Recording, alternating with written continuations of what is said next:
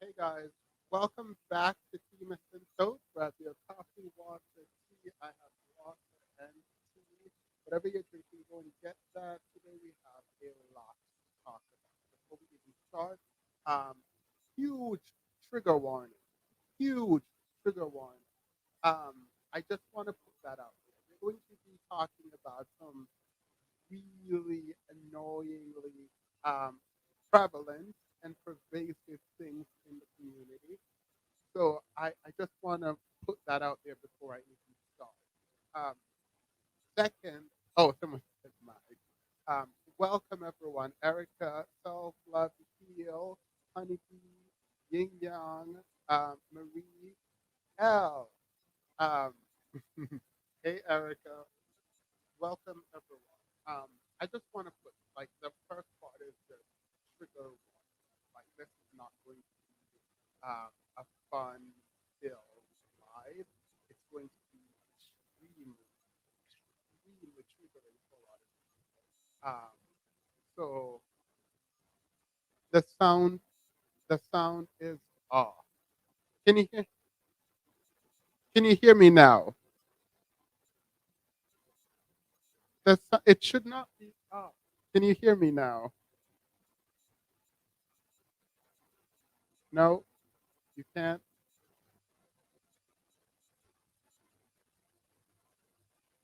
All right, you guys can hear me now. So apparently, I have to get really close to the mic. So I'm not sure what's happening.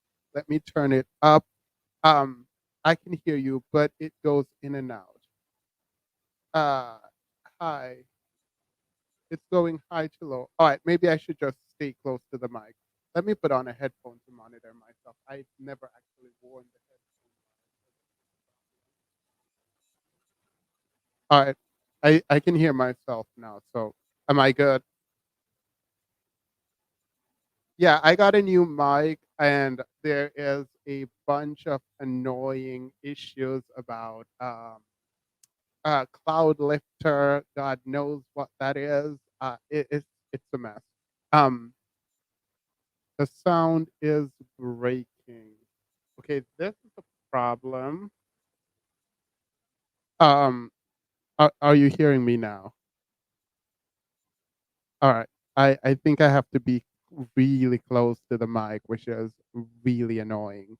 Um, I hate headphones also, so this will be a ridiculously annoying live. So here we go.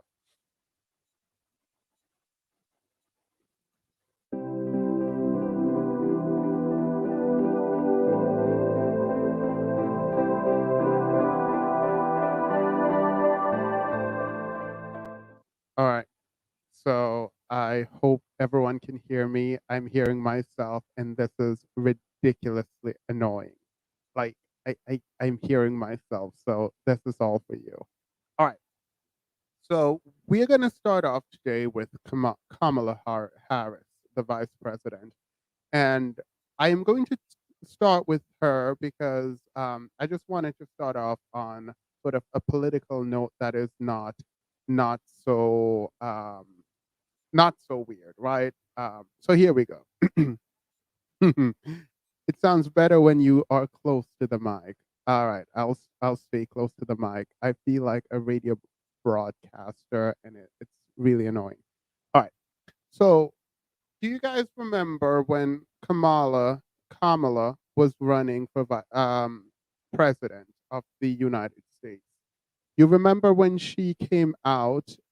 Oh yeah, we're going to talk about that in a moment. That's the huge trigger warning that I was talking about earlier.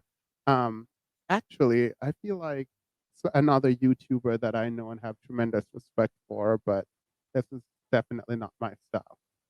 Um, so Kamala, here's what I have to say.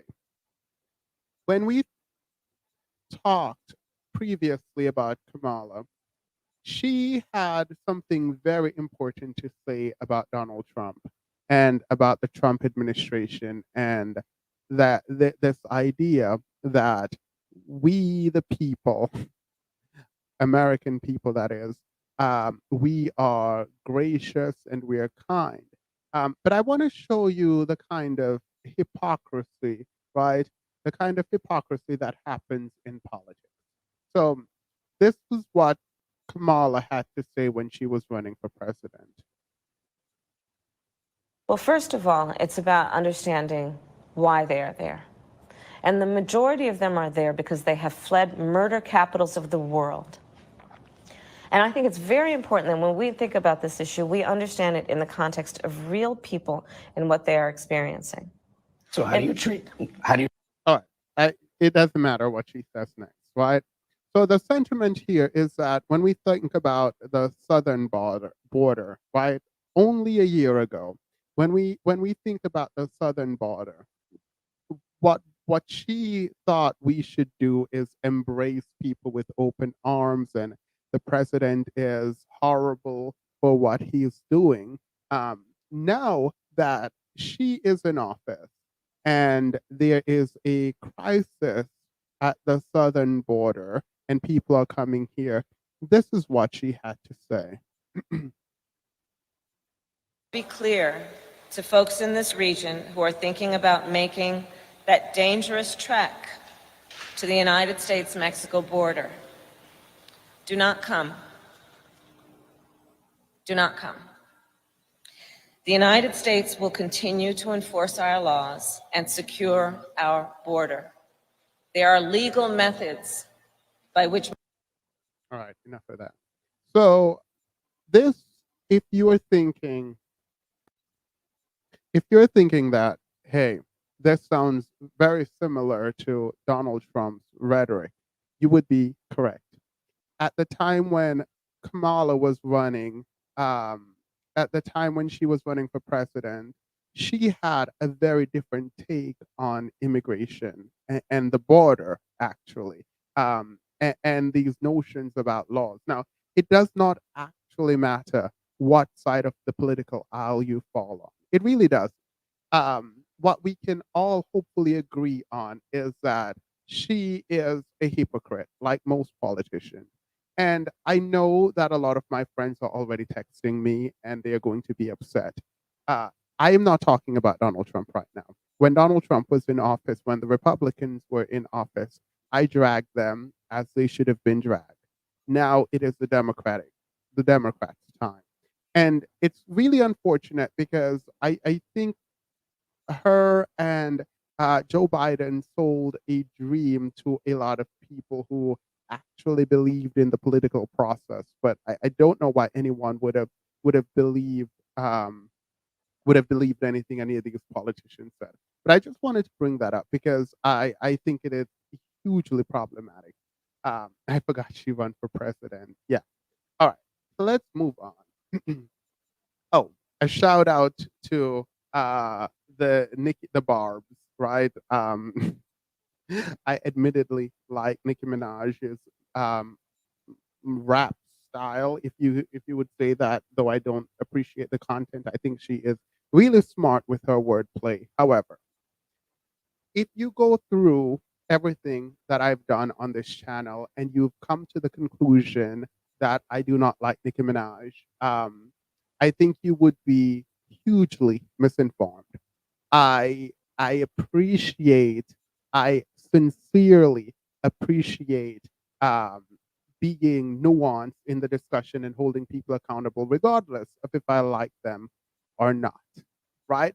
And so when Nicki Minaj came out defending blackfishing by pointing to other people who engage in blackfishing, she absolutely was wrong. I said what I said. I do not apologize at all for anything that I said in that video regarding Nicki Minaj being absolutely wrong in allowing this woman to blackfish. And because she's benefiting from said blackfishing by being featured on the song, that she comes out and drag a seemingly black woman who called her out for blackfishing. Absolutely not. So for all the barbs coming after me, my friends included, I said what I said. And that's it.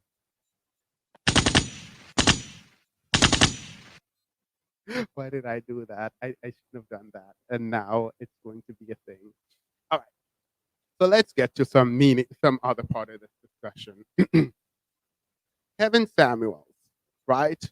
Affectionately known. I'm kidding. I'm not going to do that. So Kevin Samuels, and for those who do not remember who Kevin Samuels is, I'm pretty sure everyone does. But for those who do not, here is here's a reminder of who I'm talking about. Subjective. That's No, why it's we. not. It's That's why we objective, have brother. That's why we have the golden ratio, the Fibonacci right. equation. That's right. You can look at That's facial right. symmetry and see that That's right. beautiful people. You can map their facial structure, and it goes to a mathematical calculation. Oh yeah. Beauty is universal, and the Yep. thing is, we're talking about Black women. They are on the opposite end of the spectrum on all ranks. All right.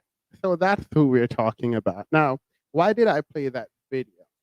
I played that because it's becoming increasingly clear to me that the people who talk, and some of the reasons why I think Black women and evenly semi-conscious men who care about anything having to do with other people outside of themselves recognize that the message he's spewing is toxic.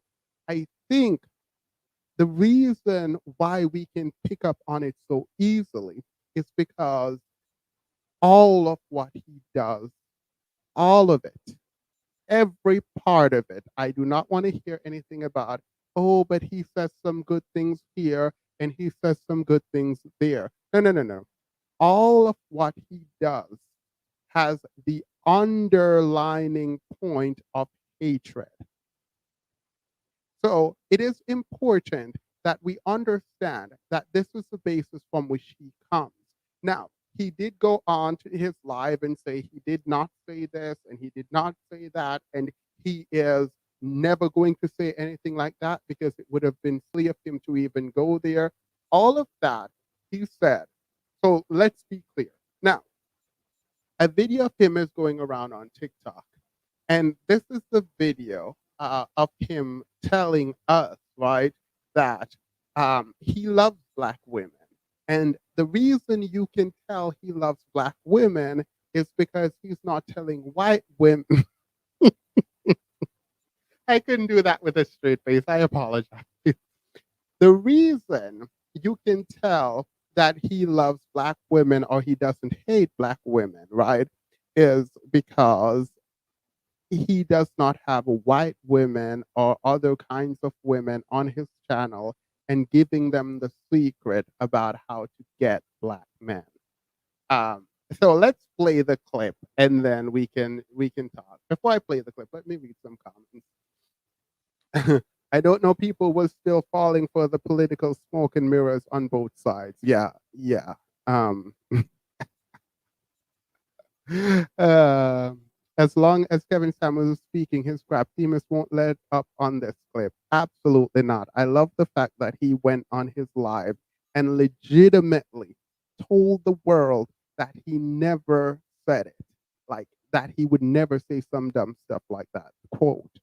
So here's what he had to say about giving the game to white women. Also, yeah, well, we'll get to that in a moment. Everybody like, you hate Black women. If I hated Black women, I wouldn't talk to you. If I hated Black women, let me tell you what I would do. If I hated Black women, the way I can present an impact, I bring a bunch of non-Black women in and give them the code on how to get Black men. So believe, it's not that I don't like Black women. I want us to be better than we ever thought we could be.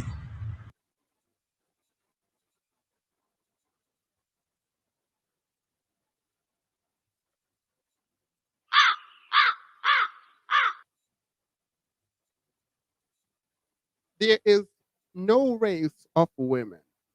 And I mean this sincerely. And the reason I know this, and the reason why I have a problem with this is we do not, as a community, garner the kinds of pride we talk about online, right? It is well known in other people's community that the people they consider, and I hate this, right? It's actually really unfortunate because we don't want to disparage anyone.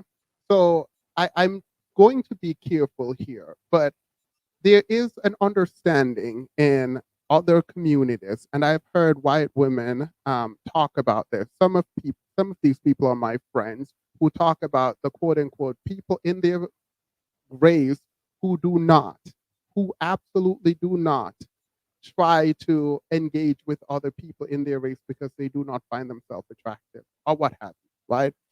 Um, they go to black men. They've talked about this and how sad it is that black men will take whatever. And I'm not saying, because I know me and that I'm not one of those people, but looking around, we see a lot of this happening, right? And I don't want to get too much into that because I don't want to start disparaging groups of people or anything like that. So I'm going to leave it here. But it is not a secret that other races of men do not engage in this way. It's not a secret that other races of women just have access to black men however they want. And we know this because O'Shea Duke Jackson, for example, came on and he talked about Jeannie Mae. I know someone said it's Jeannie Mai. So let me call her Jeannie Mai. They were talking about Jeannie Mai and how Asian women can get black men at 40 years old, where black women hit the wall at 35. So we know that there are people in our community who see blackness as less than, even though they themselves are black, and they would prioritize being with a person, a woman of another culture, color, group. All right. So it's interesting, right? It's super interesting to me that this is the conversation we're trying to have now. Like you can scare black women using the fact that you can teach other groups of women who already have access to black men how to get access to black men. Like I'm not even going to get into some of the stuff that I want to get into, right? So I'm going to leave that alone there, and I'm going to move on. So I'm going to tell a little story. Um, there is this man that I know. He is extremely intelligent, extraordinarily intelligent, in my opinion. And once upon a time, I said to him, "Hey, um, how can we make the community better? Do you have any ideas about how to get make the community better?" Right? And he said, "Well, we need to teach black women um, how to raise better children, and black women are to be blamed for it." And because of it wasn't that direct, but because of how the conversation was going, I accepted this, and I accepted it primarily because I don't think anyone is blameless in the way the community has turned out. I think a lot of people are able to be blamed, men and women, accordingly. Though I do blame men more than women because women are there working and helping, right?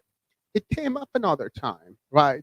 And it came up this time in the context of me sort of opining about why I thought it was that black men weren't in around and how that contributed to uh, children not being the best and being in the best of positions, right? And at that point, he turns to me and he says, "Well, I mean, the women are raising the children, so they're to be blamed." And in that moment, I realized something that I didn't realize the first time he said it, that he was putting the sole blame, sole custody of the blame, no pun intended, on women. And we sat there for at least 10 hours, the entire day, talking about why it is that he was wrong.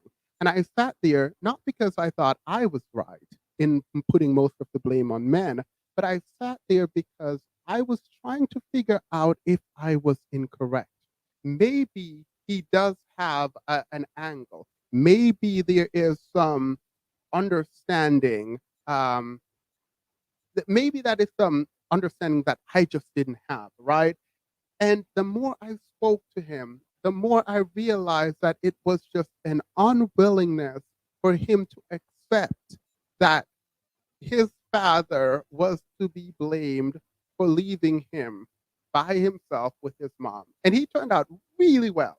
The mom did an amazing job in terms of allowing him to be the best him he could be, because he's now successful. And I sat there, and for a moment, for the first time in talking about this, I realized I might not be able to have an impact in the way that I thought I could. I thought, honestly, that I could reason with people enough to get them to a conclusion that is reasonable, right? Or at least challenge them in their ideas. The fact that I had to speak to someone who I thought was extremely intelligent, at least in terms of book smart, right? The audio isn't great. This is all important, and I want to hear you clearly. All right. I am going to play a video, and then I will attempt to update. Are you sure the audio isn't great? Should I update my audio?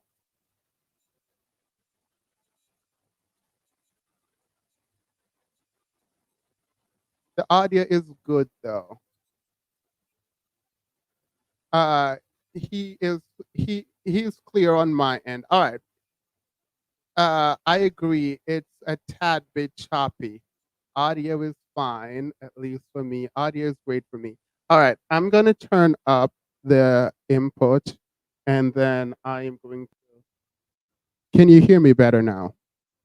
Can you hear me better now? Before I continue, I just want to make sure you guys can hear me. I'm gonna move closer.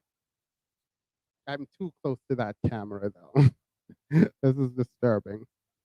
A bit choppy. All right, that's better. All right, I'm gonna play a video. It's a little better. All right, I'm just gonna play a video, and then I will come back and switch over to my the mic that I was using. Erica, I'm gonna go on your channel. And I'm going to play a video that literally has nothing to do with what we're talking about. Just for time's sake, I apologize. um, One of my favorite, well, no, I'm not going to go to my favorite video from you because I think I want to do this first. So here is a 12-minute rant from Erica. I apologize, Erica. Oh, she said don't apologize. What's up, y'all? It's me, Erica. We're down here. I just wanted we're down here to do Real Housewives of Salt Lake City, but I figured that I would come down here and talk about some trending topics on the way to talk about Salt Lake City, because I'm just on this straight street right here. I'm going to be going straight for a long time, or for a while, not for a long time. Go ahead and like, subscribe, and comment. Let me know you stopped by. Shout out to all the people who be letting me know they stopped by. I love it. I love it. Love it, love it, love it, love it, love it. I'm stopping by. I love it. Love to see it. Did y'all see Black China going off on somebody at the airport? Somebody wanted to take a picture with her, and then they were not. She got mad. She got pissed. Why are you going like that? I don't like when people drive without considering other people. What is that? Like, what is this thing with being inconsiderate? Like that right there, that considering other people. I think we as a society need to work on that. Like, consider other people. Like, I just don't understand. Like, when you're walking through this earth or walking through life, you can consider, be considerate. consider other people. You don't necessarily, like I'm saying, like, I think it's selfish. I think it's selfish to drive recklessly. I think there's a lot of things that people do where they just don't consider other people. And it's just like, if you thought about someone outside of yourself for just a second, it can change the way that we, interact with each other. You know what I'm saying, girl? You know? So the lady wanted to take a picture with Black China, and Black China started yelling at the woman.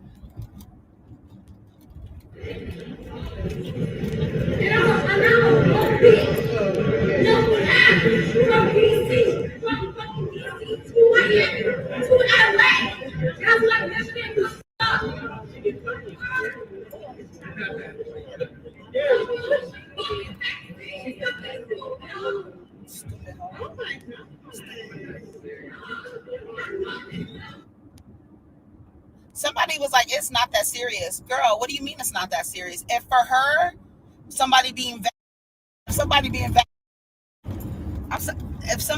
if that's, girl, sir, can you get off the street? That's what I'm talking about. You're not the only one. There's actual cars that could run you over.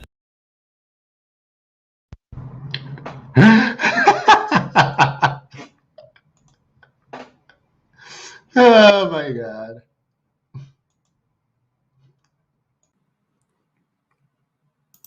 Can you guys hear me now? How is my microphone now? Please let me know if that's good. Please let me know that. Say, yeah, that's great. Because if it's not great, it's this is the best it's gonna get. Are we good? We good. All right. I'm gonna assume we're good. Hearing nothing. All right, great. All right, awesome. All right, so we're back. And so I realized that I will not be having the kinds of impact in talking to people as I thought, and it's fine. It is completely fine with me because he didn't want to acknowledge, and I found this out later, that his dad was not there, and his mom raised him by herself, and yet he had this animosity towards his mother, and I couldn't understand why. But it's not for me to understand why right now. And it's unfortunate because I think that there is so much from the people, the women who stood around and raised us. I am going to leave that story for now, and you will understand why in a moment, right? Someone said Meek Mills, final straw. I'm actually going to Meek Mills right now. And I'm going to Meek Mills right now because the person that I'm talking about actually, he and I was going to call her. He and I had a discussion about Meek Mills. And in the discussion about Meek Mills, he was upset with me because he thought I was making too big a deal out of what Meek Mills did. And in fact, he pointed out that women are to be blamed for their own degradation because of the music that they make. Now, I was not taken aback, but we then also had a follow-up conversation, and he had a problem because dark-skinned men were being portrayed poorly by Tyler Perry in Tyler Perry's movie. And as soon as he said that, I said, you know what? That is actually true. I think dark-skinned men in Tyler Perry movie are always the bad guy, whatever. But do you realize how women are always punished? In Tyler Perry's movie, Black women, if they try to date someone successful, they have to be humbled. One of the storyline was that this man created a machine, and he was in college, and he met this woman who took him in, sold the mom house because he wouldn't get a job. It was going into foreclosure. all of that stuff. And as soon as she said, I've had enough, he became successful and went and married the woman he cheated on her with. And I told him the plot, right? I'm talking quickly now because the plot doesn't really matter. All I'm saying is that I was pointing out that in Tyler Perry's movie that he brought up, right? Acrimony. Thank you. Thank you. So you guys are on it, right? So I was pointing it out that I couldn't understand how he could see all the Black men who were being attacked, but he couldn't see the Black women who were being attacked, right? And it was about the mother. It was about Tyler Perry. Every time there's an issue, he could always find where men were being, and this, by the way, this person is not a bad person at all, right? He's actually trying to get a school built for young boys, right? And I'm thinking, when he said that, I was like, that's great. But I realized there was no plan for young girls, right? And he's a man. So to my understanding, you should take care of the entire community. But when he talked about it initially, I didn't see a problem. Like, obviously help the people you want to help. But I realized there was no connection to women at all.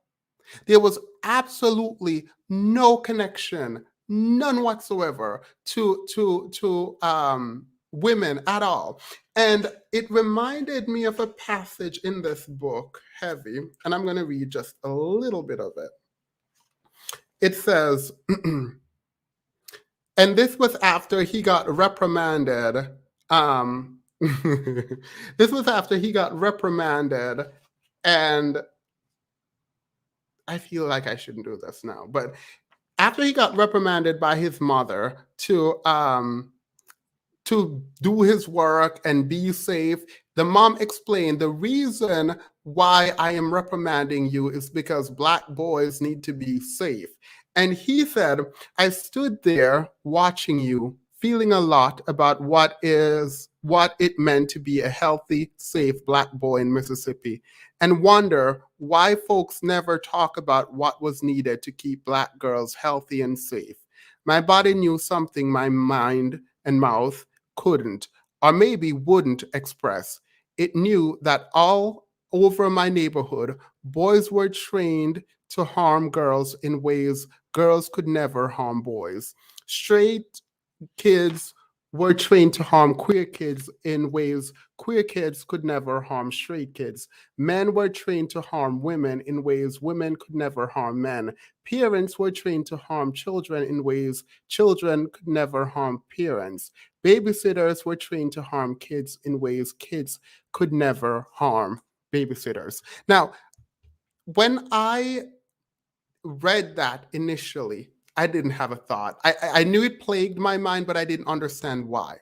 And I realized power, there's a couple of things happening here. Power for power's sake isn't good. People who have power without any purpose are going to abuse their power. So that's the first issue we had. A second issue is there is a disconnect from people who do not show up in the world the way that you show up in the world, right? For everything that was listed, there was a power dynamic where the person with power was abusing the person without. But if you identify with the person who has power in that case, it's very difficult, I think, for you to step out of that kind of privilege, right, and connect with the person being affected, because it does seem in some ways like you are a traitor to the group that you are now a part of. It is easy to just be complacent. It's easy to say, I agree with the statements you are making, but something else, right? I see this happen on a lot of channels where people will go on and say, yeah, I agree with you, women need protecting, but they're at fault, right? And so seeing it in real time now, and again, I actually do not believe this person is a bad person, which is weird, right? But I don't think they're bad people. Like, I don't think he is a bad person. I think he just cannot connect with women. He cannot connect the dots. He does not understand that for every time he goes out in the world and people said something racist to him or did something that was like a microaggression, that his sisters are facing the same and even worse. And then in the community, there's an added sort of oppression that is happening. And I realize that disconnect is what might be happening just globally, right? Now, I'll put a pause there and get to the Meek Mills thing, because as soon as I brought it up, he had a defense of Meek Mill, and we had another 3-hour-long conversation. So, what did Meek Mill have to say? If you guys don't know, I will not put the image on here. I think the Shade Room actually has the image blurred out, so I can, here it is. It's blurred out, right? Now, there's a couple of problems. The image is bad. The image is horrible. The image is just not it. And it further degrades a group of people who have been demonized for a very long time, right? But if you go to the comments, there are people who are upset that other people online are upset. And these are not just men, these are women. People are in the comment section arguing about how this is not a problem and we need to focus on bigger things and how none of this is an issue. I don't understand how that could be your stance. And no, I will not be playing the white man who came out and talk about this. Look, I mean, right or wrong, I don't care about that at this moment. What I care about is, at least publicly, I think we have accepted too much in terms of degradation. I think we have allowed too much. This is it. This is the comment. This right here is the comment. It's an album cover. Relax. LOL. It's not just an album cover. It is not just an album cover. Other groups of people don't do this. And we can blame the gatekeepers of hip hop, right? We can actually blame the gatekeepers of hip hop because I do think there is a very specific message that is being sent down to people who are consuming this message, right? It's not just Black people consuming this. It's all kinds of people. And they're also being told a story about Blackness, Black womanness, and yes, Black manhood. And it's interesting because I think that a lot of people are doing this kind of commenting. It's an album cover, relax. On the bus, out in public, in front of everyone to see. It's not just that you're just walking into a it's not like you're just walking into a store to buy the album and look at the cover and it's out of sight, out of mind, which, by the way, would still be a problem. But even if we're talking about it in this context, right now he's driving he's not driving the bus, right? Let's do it. It is on a bus for public consumption. It is not just an album cover. All of it is filth. From Meek Mills to WAP, it's all just filth. It is. It is all just filth. And the fact that we dismiss this kind of encroachment on our humanness, right? The fact that we allow it and we dismiss it as if it is somehow normal, which, by the way, it might be, right?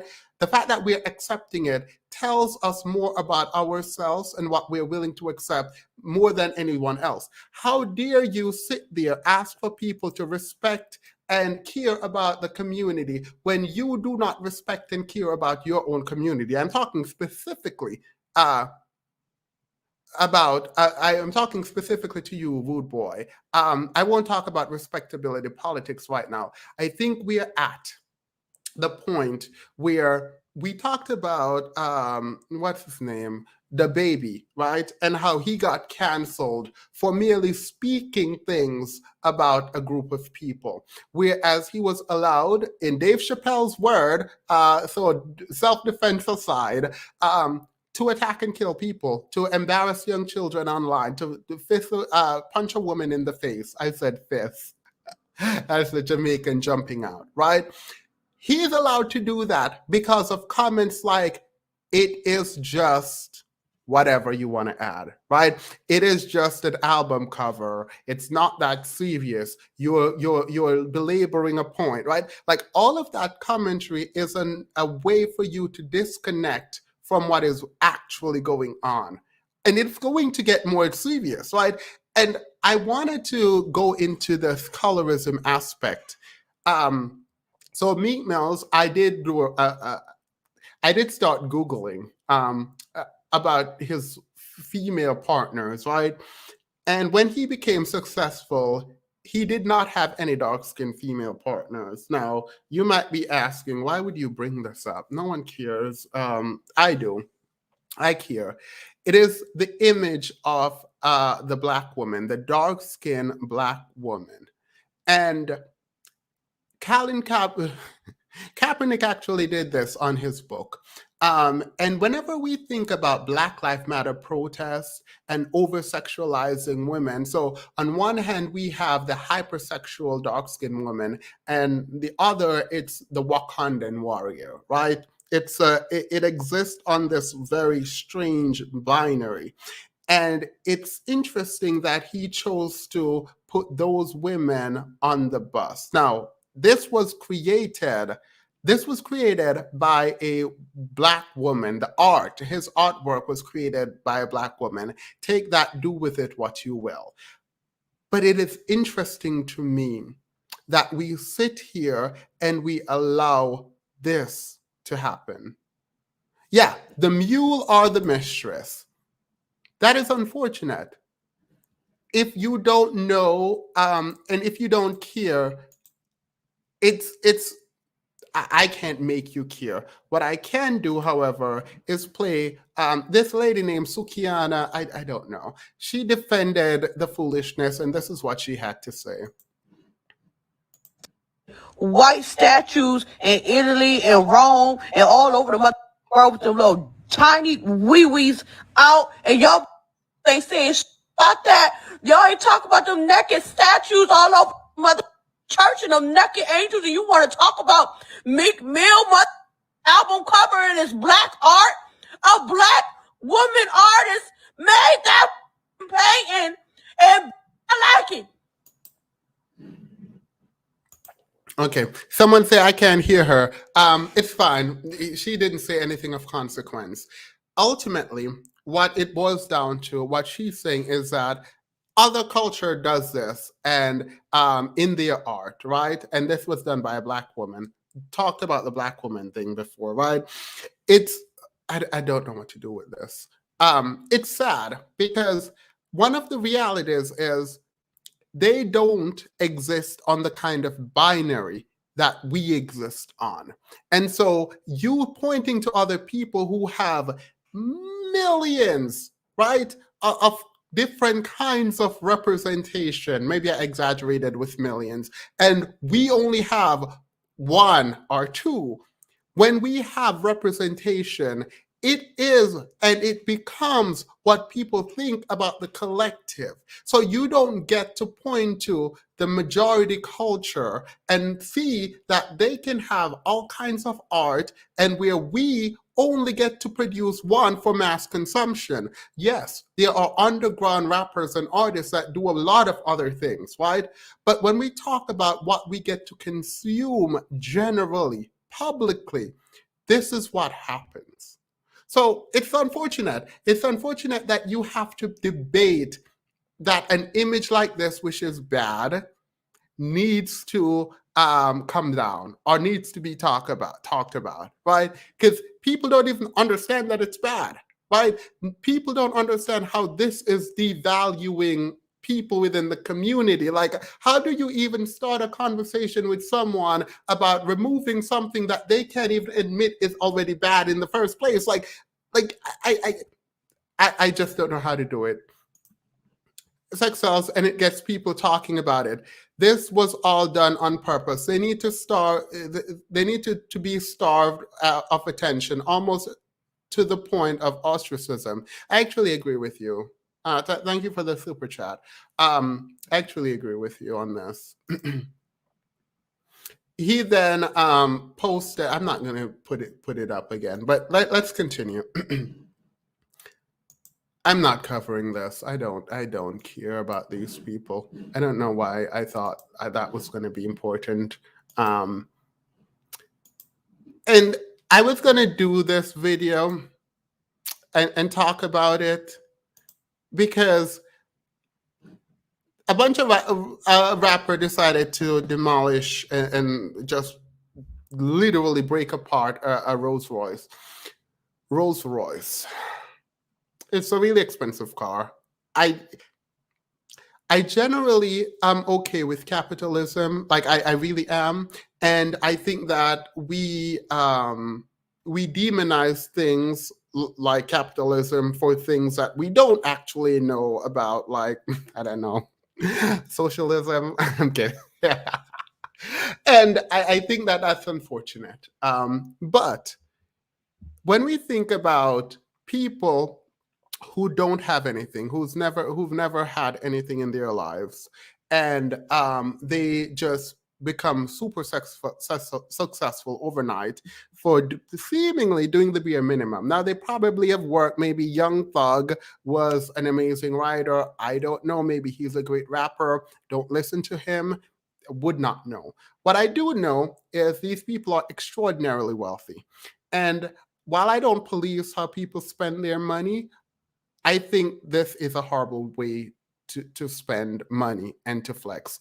I wish we were in a world where helping other people, donating to a college fund was popular. But this is just disgusting behavior. Like it's watching it makes me sick.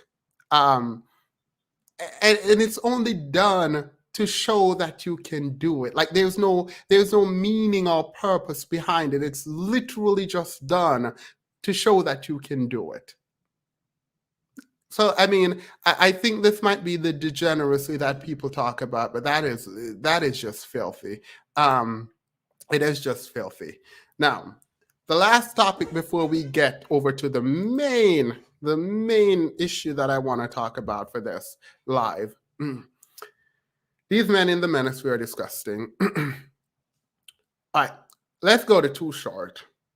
First, before we talk about Too Short, I don't know what to do with this. I probably am going to cut my hair because I can't keep doing this. All right. Too Short said some very colorist things, talking about he's never fallen in love with a woman unless the woman is mixed, and like all kinds of buffoonery, right? And he was saying this to Saweetie, the very famous rapper and performer Saweetie. Saweetie.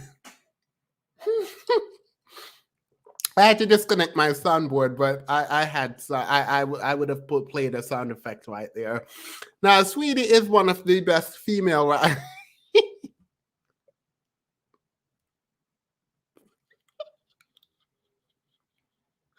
Saweetie is a rapper. She is known for her song My Type. I don't know. Why am I doing this? I don't care. So she is a mixed woman, and I'm assuming Too Short was flirting with him, talking about how he's never fallen in love with a woman unless the woman is mixed, and mixed women are beautiful. I'll play it in a moment. What I find interesting is like the internet went off. The internet went off on Saweetie. Right? Now, this woman is resting in her light-skinnedness. She's resting in her biracialness. She is resting in what people call these men's preferences, right? Look.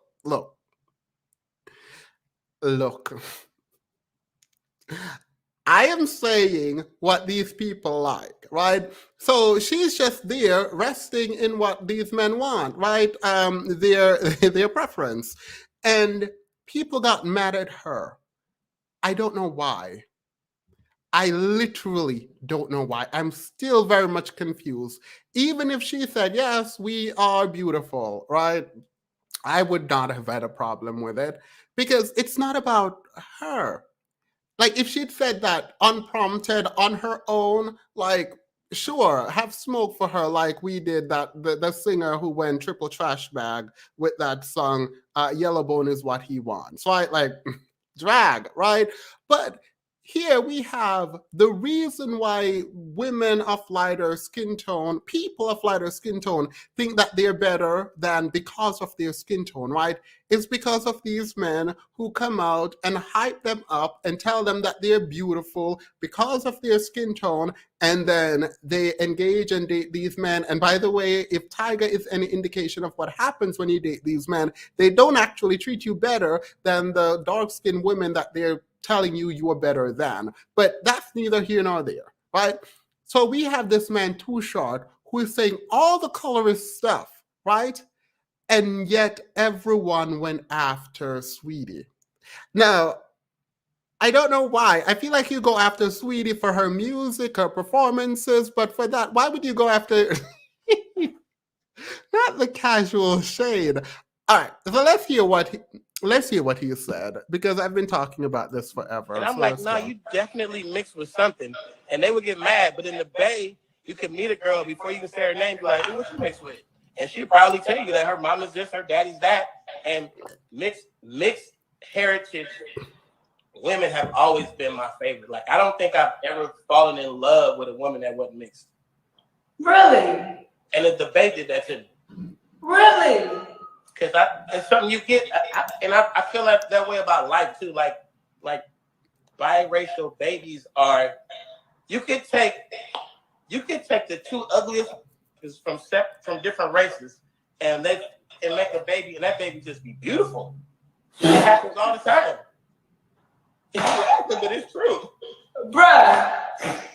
You be like, I know y'all didn't make that little pretty baby. And you can see the features in it though. You like, but y'all did, I see it. And I'm like, nah, you definitely mixed. All right.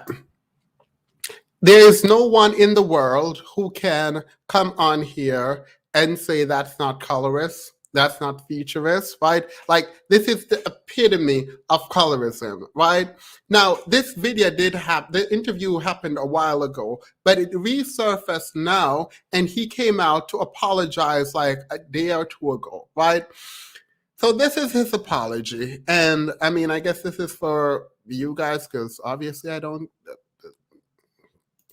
I would like to apologize to anybody that's offended by my words. I am from the Bay Area. I come up in the Bay, and you know, it's the whole racial thing to me has never been a factor in my circles. It hasn't been like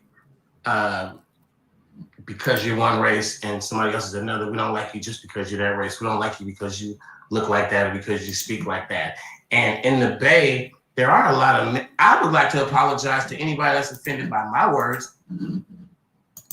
If anyone ever come to you and say, I would like to apologize if you're offended, just tell them to leave. Just say, okay, we're fine. We're not offended. It's fine. Bye.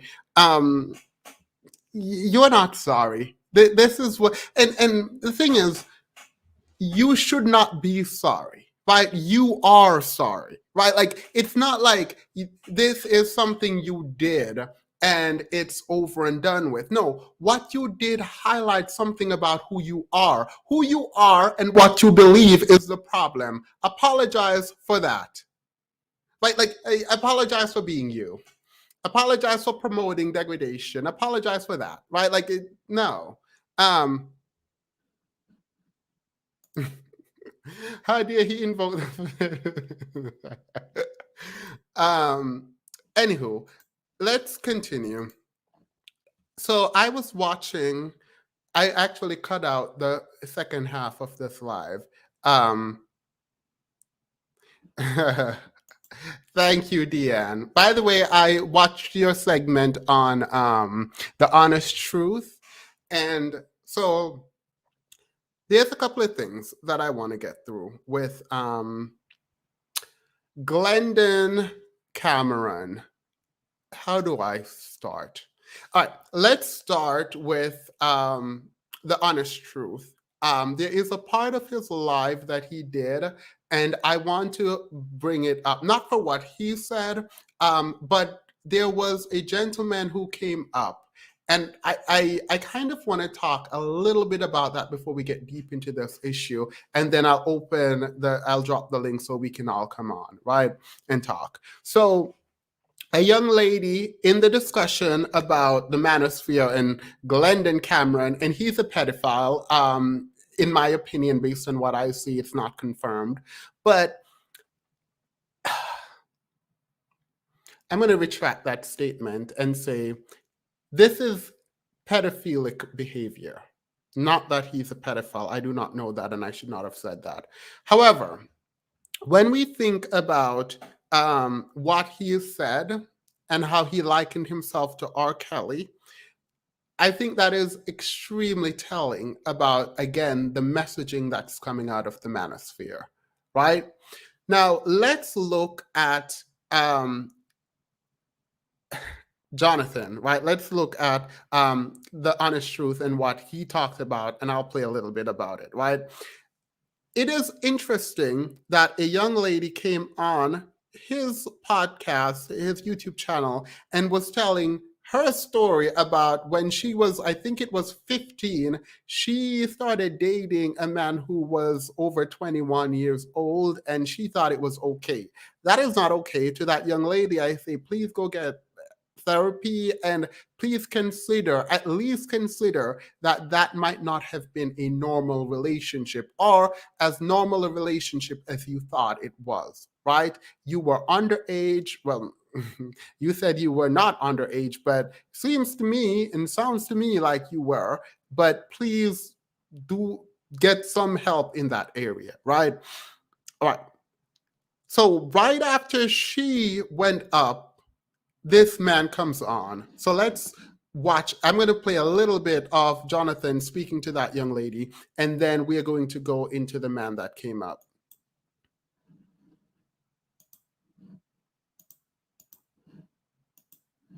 How long did you date? 5 years. 5 years. Well, what do you mean he broke it off with you? Because I mean, by that time, at 5 years, you would be 21, right? Yeah. So I mean, the age gap wouldn't matter as much at that point. It wasn't the age gap. It was like I tricked him into doing something against his moral code. So 5 years, he started feeling pretty bad. And he was like, you know what? Let's just go ahead and end this. No, the whole 5 years, this was a recurrent thing. Like, okay. It was, yeah, like it was a recurrent thing. It would keep him up at night. Uh-huh. He was like, he felt freaked out, even though it's legal morally, right? He's like, I have a kid sister who's your age, and I see her as a kid. So yeah, you're mature and you don't look that young and blah, blah, blah, but I know your age. And so it was haunting to him. He wasn't like, yes, score, I got some young, hot date. Like, like the way that the guy in the video is going on, right? And then he's like, yes, I got away with it. That's how I get away with this, right? I have these appetites. Whereas in the guy from, dealing with, an older guy at the time, I think that's good, right?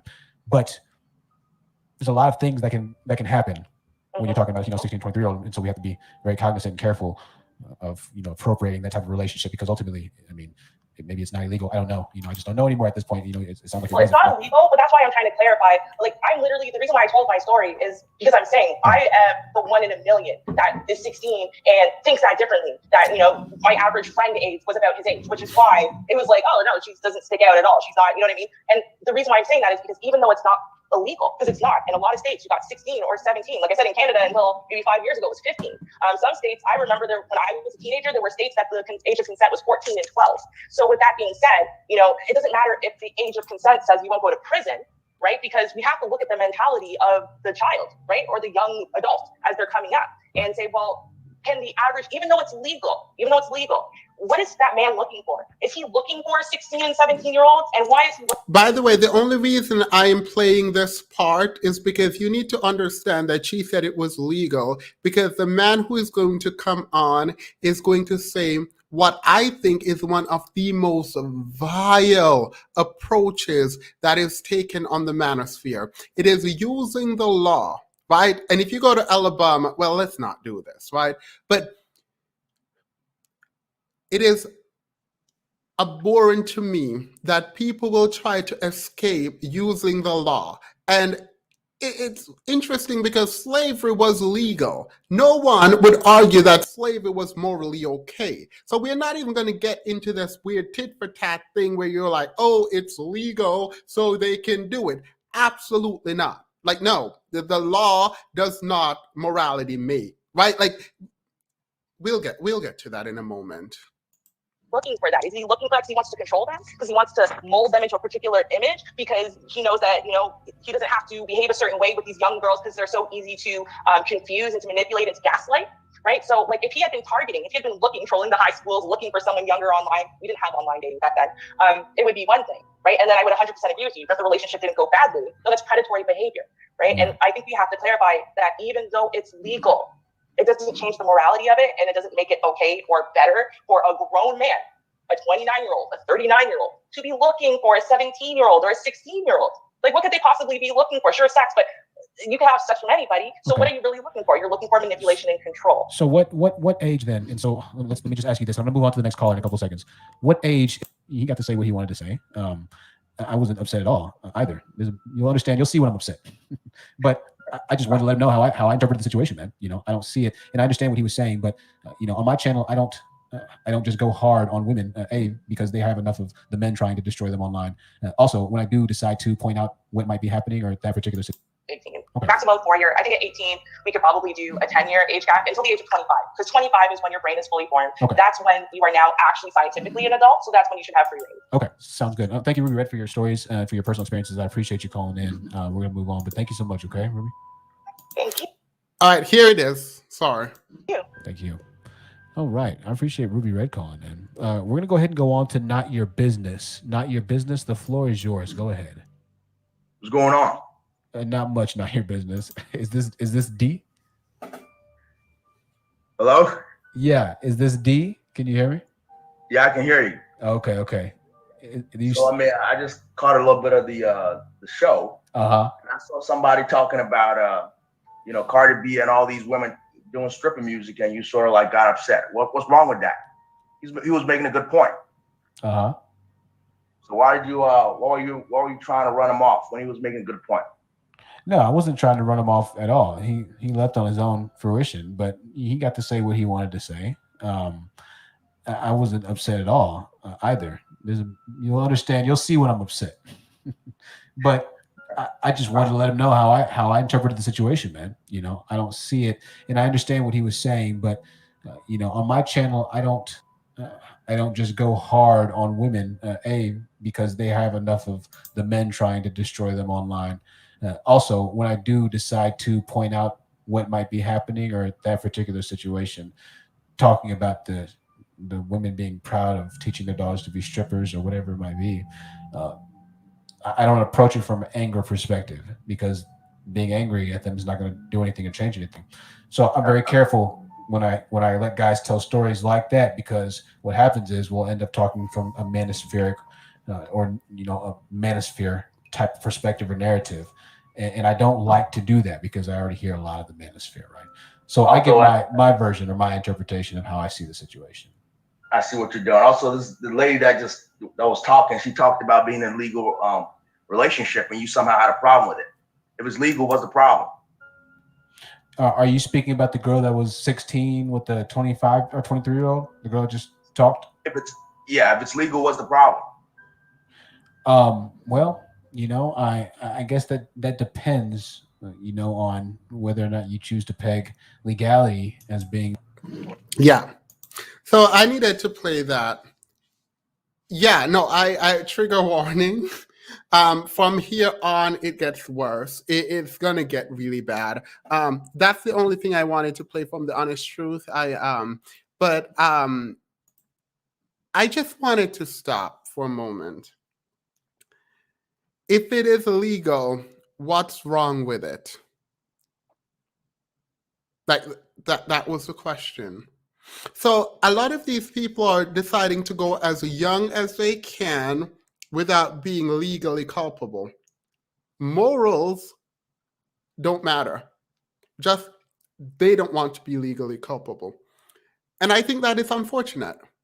I think that we are raising a group of people who are just disturbing. like even if not legally wrong, like the idea that a 30-something-year-old would feel comfortable dating a 16-year-old in a state where it was legally allowed is like abhorrent, right? Someone said in one of the comments, in biblical times, you could marry someone at 12. Why would you say that? Like, I literally don't understand how this is the level of discourse we are having now.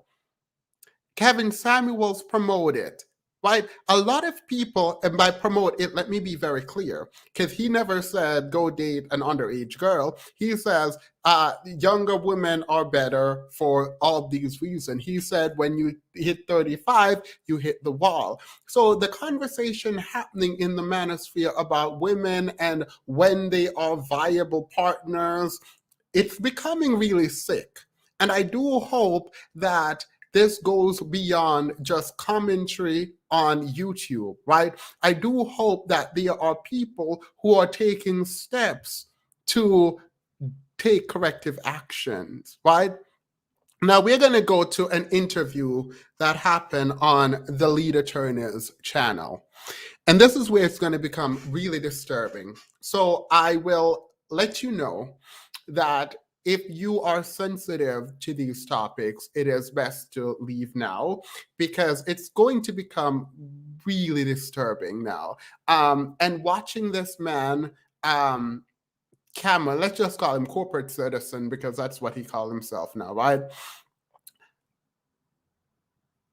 Watching him deflect, defend, after likening himself to R. Kelly and defending behaviors and saying it should not be deemed predatory is a problem. There are legal consequences here. Now, I will say that I wanted to, and I did go through some of the legal implications here.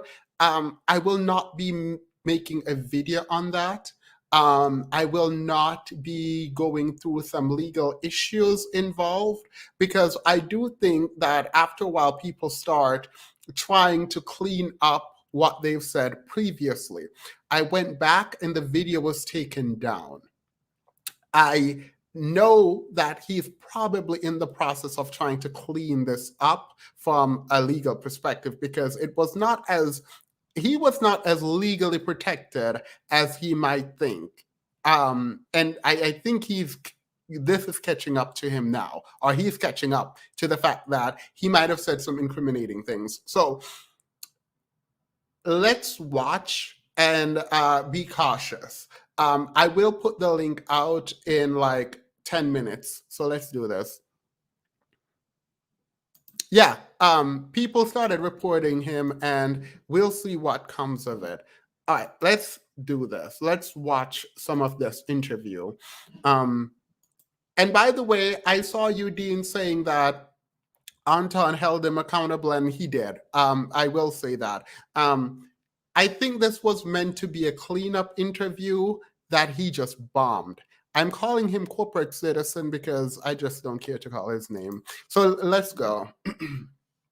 O'Shea, right? Yeah. And O'Shea put me on, and he set an example for me of helping other people come up. And so I've started, helping other people with their YouTube channels. And do you think like this is the best way to grow a channel? Like why would you choose this way to launch your channel to do such a polarizing way involving children? Well, why do you think that was a good way for all the young? We have a lot of young content creators in the chat who look up to both of you. Both of y'all are extremely strong YouTubers. Like why is it this way involving children and kids? Why is it like this? Once again, this is, you are relatively new YouTube and you haven't seen old content. This isn't a radical departure from my older content. The only thing that was different was I dropped ages, and I've never done that before. I put out that type of content on YouTube for 10 years. So this isn't a radical departure from what I'm doing. I just threw a little extra wrinkle in it. Yeah, I guess I'm not asking. You're saying this isn't any change from what I've done in the past. And I'm not saying that it's not a change. I'm not talking about change at all. I'm talking about why do it like this? Why launch a channel involving polarizing issue with children? I just chose that topic. I just chose it. And, we will see about 6 months from now, was it really a bad decision or was it a good decision? So we will see. Was it a bad decision?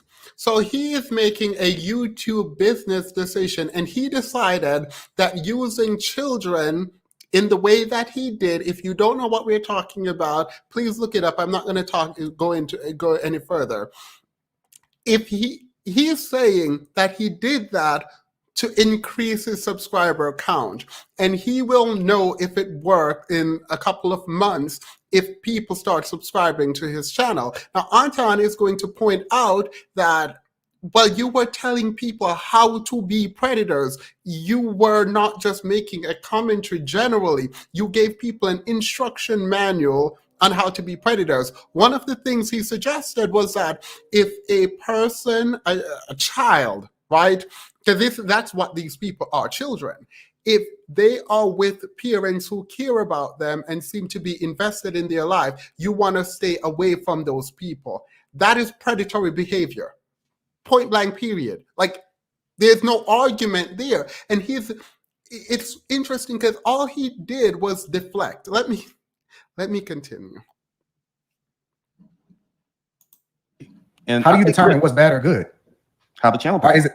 So you only care about the numbers. You literally only care about the channel numbers, the money, whatever. The only thing that's have you determine whether it's what about the fact you literally just gave a blueprint to predators. You gave the predator blueprint. Yo, if they got good parents, you want to stay away from them. All of this other stuff that you said, none of that matters. That wasn't a predator blueprint. That wasn't a predator blueprint.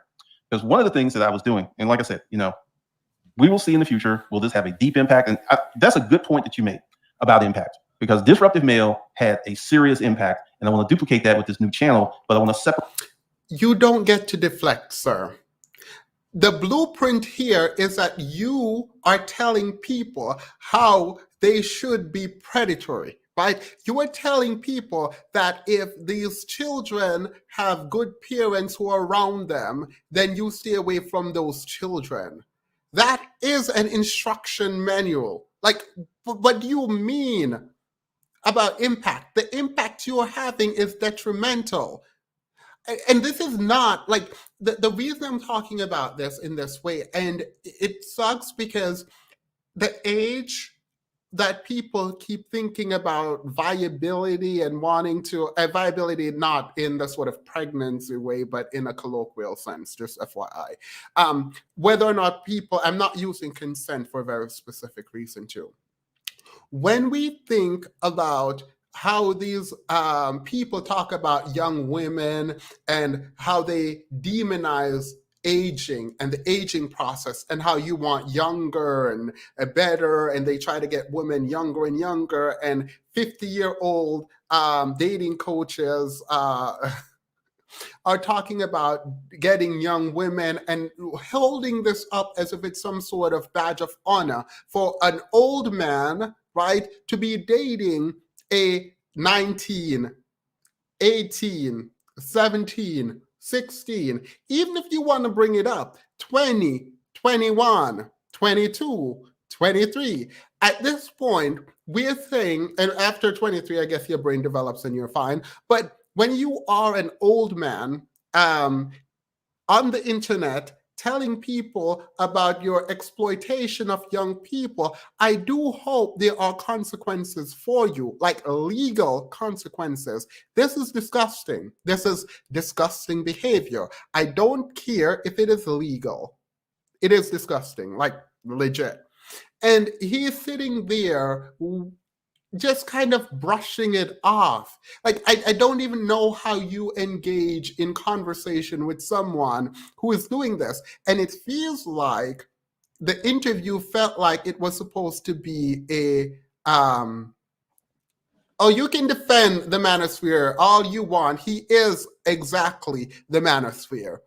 And his message is not that different. He said it just like a couple seconds ago. The only difference in his content now versus then is that he overtly said an age. All these men are talking about dating younger and younger and younger, and they only, well, not only, when they talk about a cap and the age of when you hit the wall at 35, they put a very specific age there. But when they're talking about dating young women, there's no age cap. And I remember a conversation with other people in the manosphere who said, oh, how young can we go? I don't know. It depends on the law, and we can go to this state and do this there, and then that state and do that there. You seem to be a predator. Like at the point where you are actually going into different states, writing down the age of consent, and then trying to endeavor to have those women in those states that you can legally have, you are a predator. No, it is not just him. This conversation is happening all over the manosphere. All over the manosphere. Yes, all over the manosphere. I said it. They can come. Separate myself from the other content creators, because you think, once again, you think that's bad, and that's your opinion. I'm not going to have any truck with that. But once again, it's all our opinions. I have built, because Disruptive Male was doing really well, and then I started to get a lot of hate. And then I realized that I had built the channel incorrectly. And what I mean by that is, and this is something that both of you probably will find out if you don't already know it. Yeah. By the way, I'm not going to say his name because I don't want it to connect it this way. But there are people who travel to all different countries in Africa and all over the world to get access to different women. Why they have to go out of the country? Why is it that young people, they want access to young people outside of the country? Let's do it. How you build? Yes. Dean, he did a good job. Your channel is how you draw your audience. By the way, I'm sorry, I have to do this. Dean has been saying Anton did a good job throughout this entire chat. So I'm assuming he's an Anton fan, and he will not stop until we all acknowledge that Anton did a great job here holding this man accountable. You are now welcome. And we don't care about the channel. I'm talking about the information that you put out. Why would you tell somebody if they have good parents and stay away from them? One of the chicks I was dealing with was what's called an emancipated teen, and she made her own decisions. What I was saying was, if you're dealing with someone who's still very childlike in the mind, you probably don't want to mess with them, because nope, that's not what you said. And Dean Anton is going to hold his foot to the fire here, and I appreciate this moment, right? Because he's saying, oh, what I was saying is if she's like a child, you should go away from her. No, you specifically said you like the innocence and you like pulling whatever out and them not knowing what to do and all of that stuff. Like you said that specifically. This is no allegedly. You said that. So you saying when a man is behaving the way that you are behaving, right? When they're doing that, and they meet a girl, a child, they should not engage with that child if the child's parents is around or in their life. That is predatory behavior. That is not the same as you saying you should not date people who are childlike. Far from it. Very far from it. I don't know if you got what I sent you. And, if you didn't, I'm not going to worry about it. But one of the things that I did get it was very long, so I didn't get a chance to read it. Yeah. A girl in high school sent me that. And one of the big things that happened in that video was the lack of assignment of culpability to people for making decisions. I need them to subpoena his computer, his phone, everything. Go through it, and if there's child, on there, just get him. Because ignorance is not an excuse. Right? And if he engaged with these people, again, ignorance is not an excuse. That you did not know their age is not an excuse. It's not a valid excuse. It's not a defense that is going to work. And once again, I wish the honest truth was here so he could address you directly, Dean. I know you're talking about the honest truth. I know y'all gonna disagree with me, and I'm gonna say it anyway. All 16, 17, and 18-year-olds are not the same. There are some that are very childish, really still immature, and there are some who are damn near predators. And one of the things— The children are predators? Yes, some of them are. This man— let me calm down. Actually, I actually do need to calm down. This man just said the 13-year-olds, some of them are predators. In the context of quote-unquote tricking grown men, these girls are predators, but he does not believe what he's doing is predatory behavior. How does that make sense? Legitimately, how does this make sense?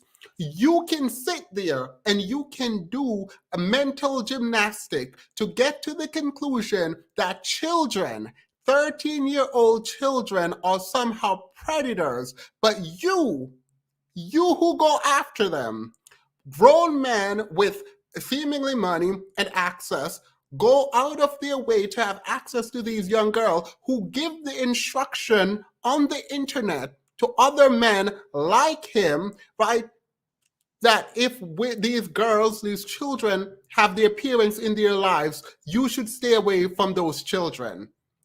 But they are predators, and you cannot conceive how you are the predator. I don't care if this is legal or not, if the child is of legal age or not. It is a child. The fact that you're using the descriptor child is a problem.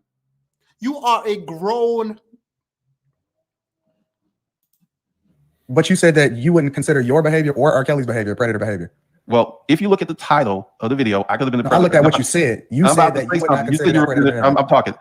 I could have been a predator, and I will give you the, like, yeah, I had girls in high school sending me dirty, explicit pictures, all this other stuff, and I would just delete them. I could have easily been a predator if that was my orientation. Let's talk about this for a second, because you mentioned that there was. Wait. What do you mean orientation?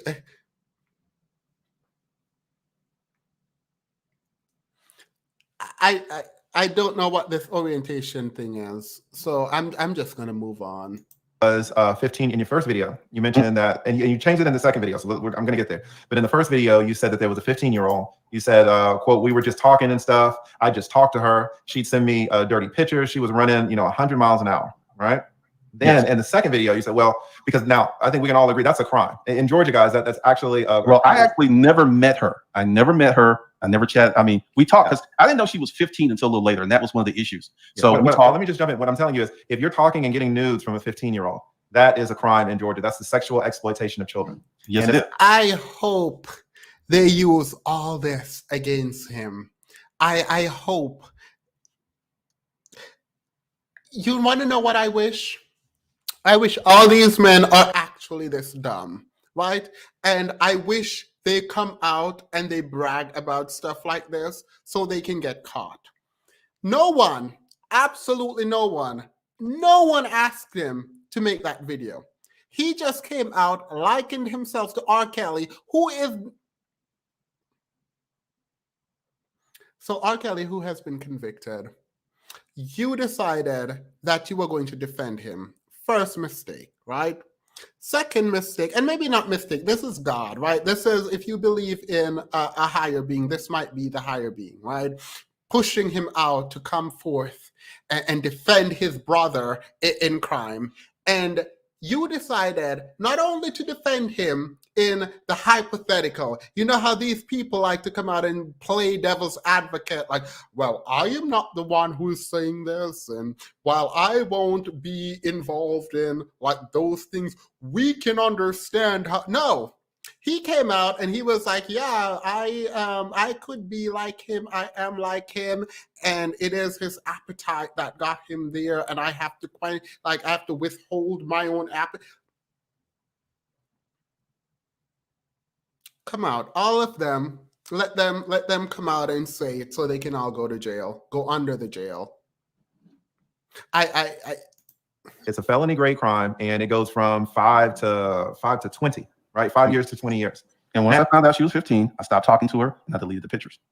Gotcha. All right, but still, even if you don't know, I know a lot of men have gotten caught up because they were talking to a girl, they didn't know how old she was, and the law don't care. The law doesn't care. Right. And I was like, you're 15. She says, but I'll be 6.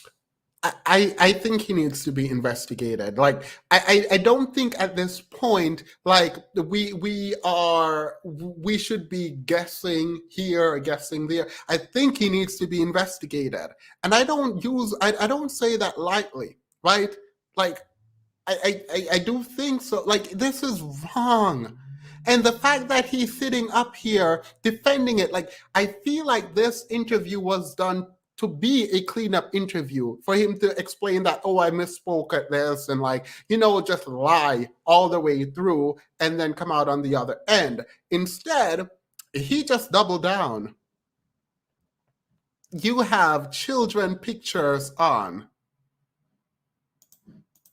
15, I think in May, and I was like, that doesn't matter. You're 15 now. I can't keep talking to you. And I wait.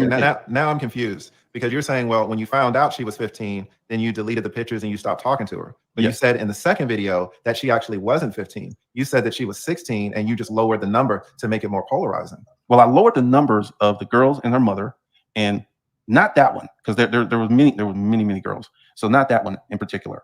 But this happened all of the time. I would be talking to a girl and I would find out how old she was. And I was like, okay. And there was a policy. I would just go ahead, block their email, delete their pictures, and keep it moving. This happened a lot. So the 15-year-old that you talked about in the first video. The reason, by the way, let's stop for a moment. The reason we, why I find this so problematic is I know too many girls, young girls, who talk about abuse in this way, right? I know too many people who have expressed to me privately the kinds of abuse when they were children that they experienced at the hands of adults, right? It's unfortunate because even in the conversation that we're having, nothing happened to those people who inflicted those kinds of harm on the people telling me the story. And I, for the life of me, don't understand why or how. And then there are at least 4 stories where other adults were told about people's behavior, predatory behavior, who did absolutely nothing. And again, I just don't understand how that is even possible. Like, and these people are like, oh, I love my dad. I love my dad and I love my uncle. I told them about it and they did nothing, but I've learned to deal with it now. Like, I just, like, it literally makes no sense to me how this could be allowed. And how the uncle who did it was able to be around the children. Like, I don't understand that. I don't understand how so many young people, young women, are experiencing this stuff. And by the way, this is not just in the US. I know people in Jamaica say going through the same thing. And I actually knew a girl in high school who dated this guy. I don't know the guy, what he did, but he drove this car, and I knew he was a much older in high school. By the way, high school for me, for people in Jamaica, starts in 7th grade. Just for clarification, 7th to 12th is high school in Jamaica. Just an FYI. So this is happening all over, and we are ignoring the environment that creates this. When he sits up there, right? When Glendon sits there and says, oh, 13-year-old girls are predators, right? Or can be predators, like, in what world? But let's take that a bit further and think about the socioeconomic condition, right, that allows them to be that way, right? Let's think about why they are out there working for themselves, as he said, right? Let's talk about the fact that you pointed out the condition that would facilitate a successful involvement with a child. You pointed out that you should pick the ones that do not have parents, right? So you understand the kinds of people who might not be as protected, and you go after them. Not only do you go after them, you are telling people those are the children you should go after. That is sick. That is absolutely sick. Like, like, this is not even like commentary like on this. It's, at what point do we say enough? And I'm asking that not just because of this situation, but because of so many situations where adults know about or knew about kids getting abused in this way and did absolutely nothing about it. Like, too many stories. There are too many stories off the top of my head right now. If I wanted to, which obviously I'm not, I could name 10 young girls who've been through this. I'm pretty sure boys go through it too. The difference is I don't think boys are willing to talk about this publicly, even more so than girls. And girls aren't willing to talk about it publicly either. So what is happening? This is sad. And it's not just sad for the people who are doing it, right? Like, that's not only the sad part, which it is, and they should be prosecuted. The fact that people know about it and no one does anything. R. Kelly could not have done what he did if other people didn't allow him to do what he did. Like, he should be prosecuted. He was. Now let's get everyone else who was involved and knew about it. Let's get all of them prosecuted too.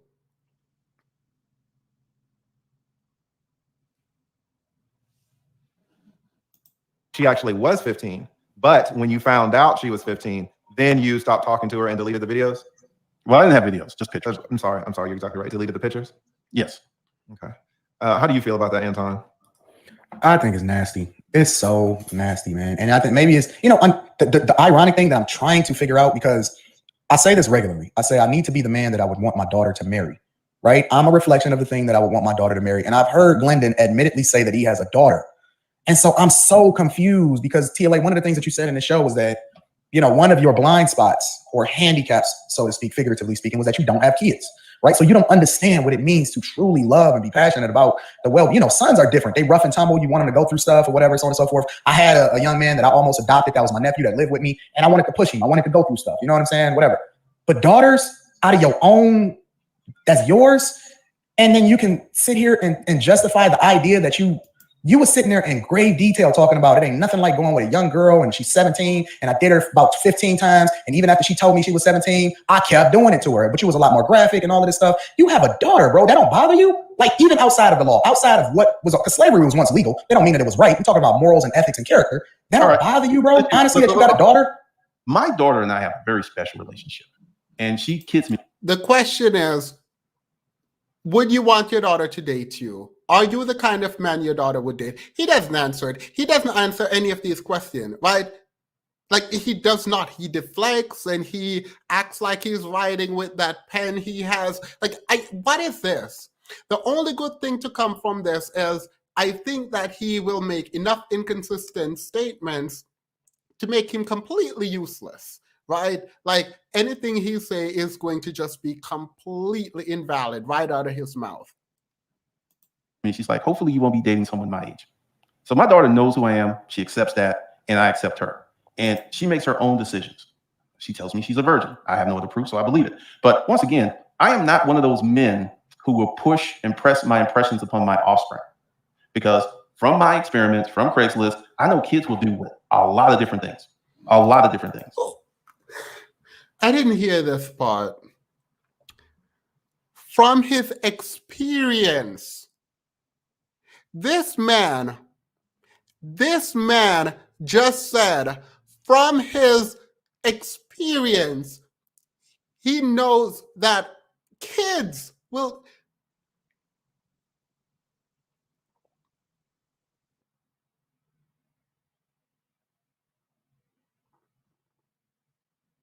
From his experience, he knows that kids will do a lot of different things. What?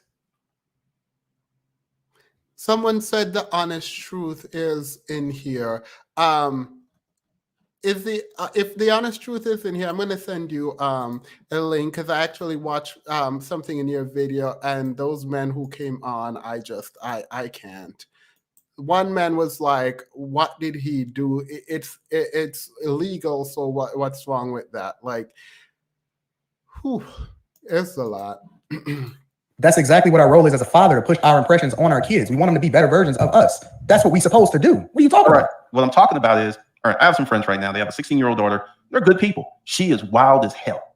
And it isn't because she doesn't have good parents. It is because of who she is. And this is something that a lot of people cannot, you know, it's like, well, she had bad parents. She could have had the best parents in the world, and she just turned out to be one of those kids. And there are many, many parents out there who have 15, 16, 17, 18-year-old children that they cannot control, they cannot instill, they can't put anything in them. And this is something a lot of people have a hard problem understanding, because everyone reaches an age where they understand what they're doing. And some people reach that age earlier. Some of these kids know exactly what they're doing. They're smart.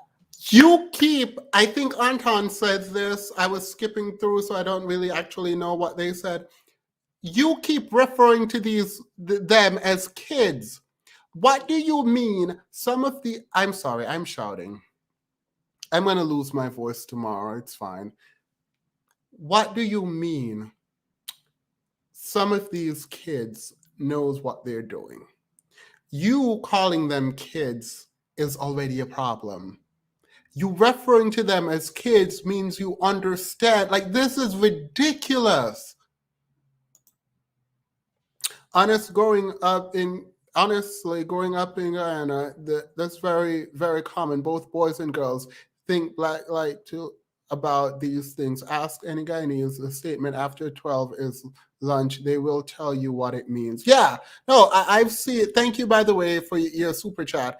I've seen it happen. Like I've in Jamaica, for example, and I've heard people tell stories after stories about their experiences here.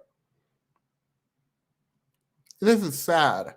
Like, I know someone right now in therapy because when they were younger, they didn't understand what was happening. And now that they're older, they go in, they have to go there to talk.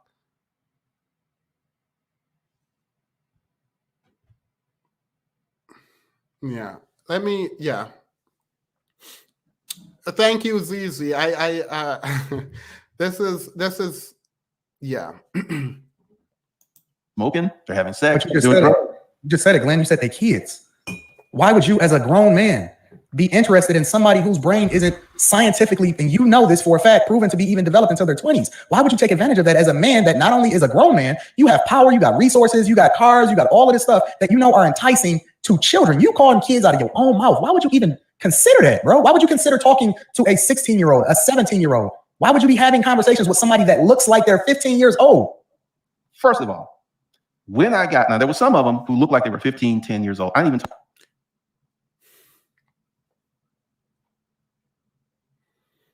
No, not doing it. I can't talk right now. Let's go. A lot of these girls did not look their age. They didn't look their age. And like when I sent the lead attorney, this came from a 16-year-old girl who looked like she was 20. All kids don't look the same. There's some kids who look like kids. Yeah, we're not 15, doing this. Girls are undeveloped. You're trash. I'm sorry. I don't think I've ever called anyone out of their name ever, but in my opinion, you're trash. I am so sorry. This is not it. I can't finish that. I definitely won't finish that. There was a section there that I wanted to get to, but like it's legit not important. We can get in and talk. Manosphere can't act like the Catholic Church on this. It's very disturbing to see people defending that guy. You're so right about Jamaica too. Gross. Yeah.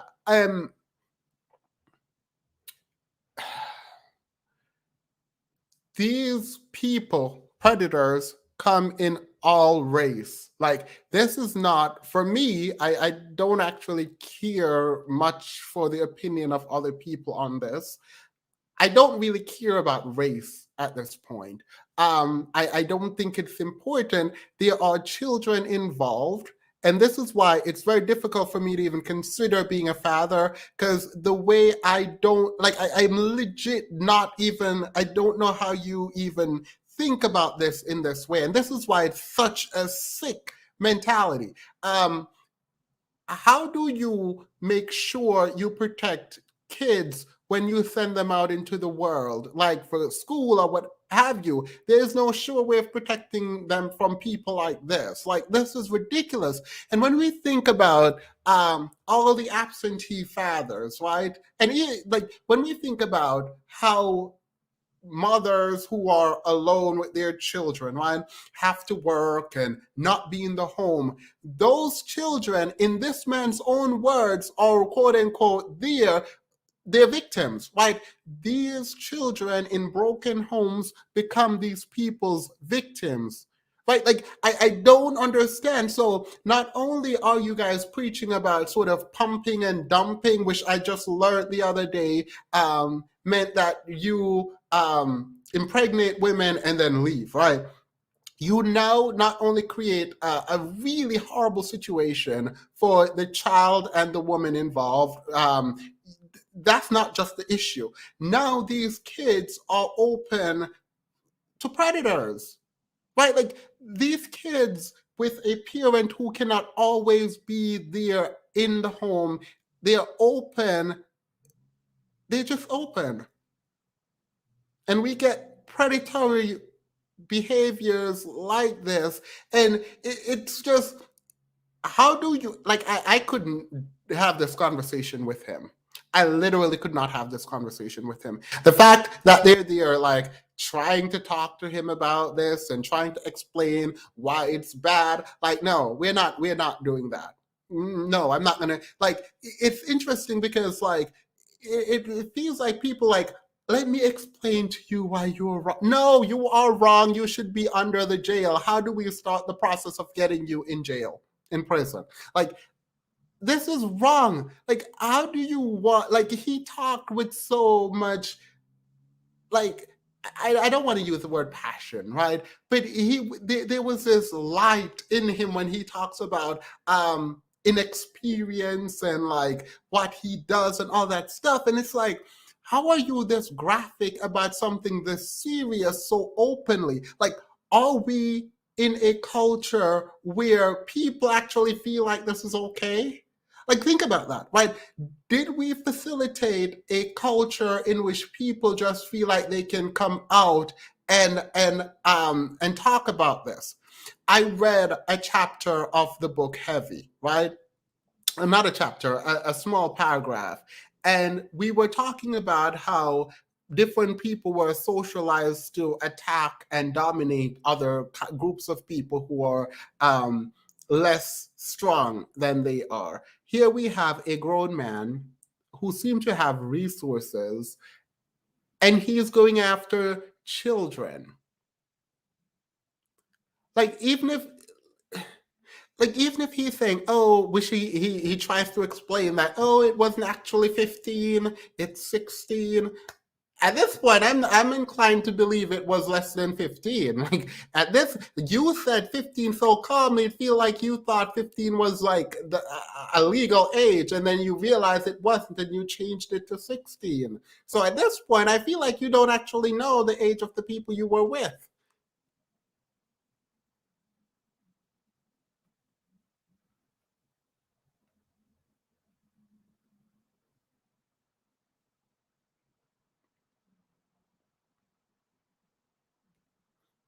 Thank God I'm not the prosecutor on this.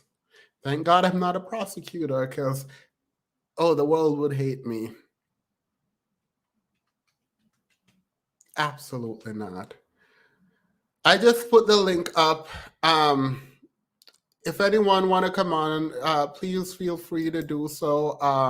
I am not in the mood to opine about whether or not legality and morality are one and the same. If you come on here and say something like that, I will not only kick you off, I will block you. I recognize you can make another channel, and that's fine. But if you come on trying to debate about whether or not this is moral or legal, we're not doing that. I don't have the patience. And in fact, I might not actually truly engage any further, right? I think this is sad. And it should not be this obvious.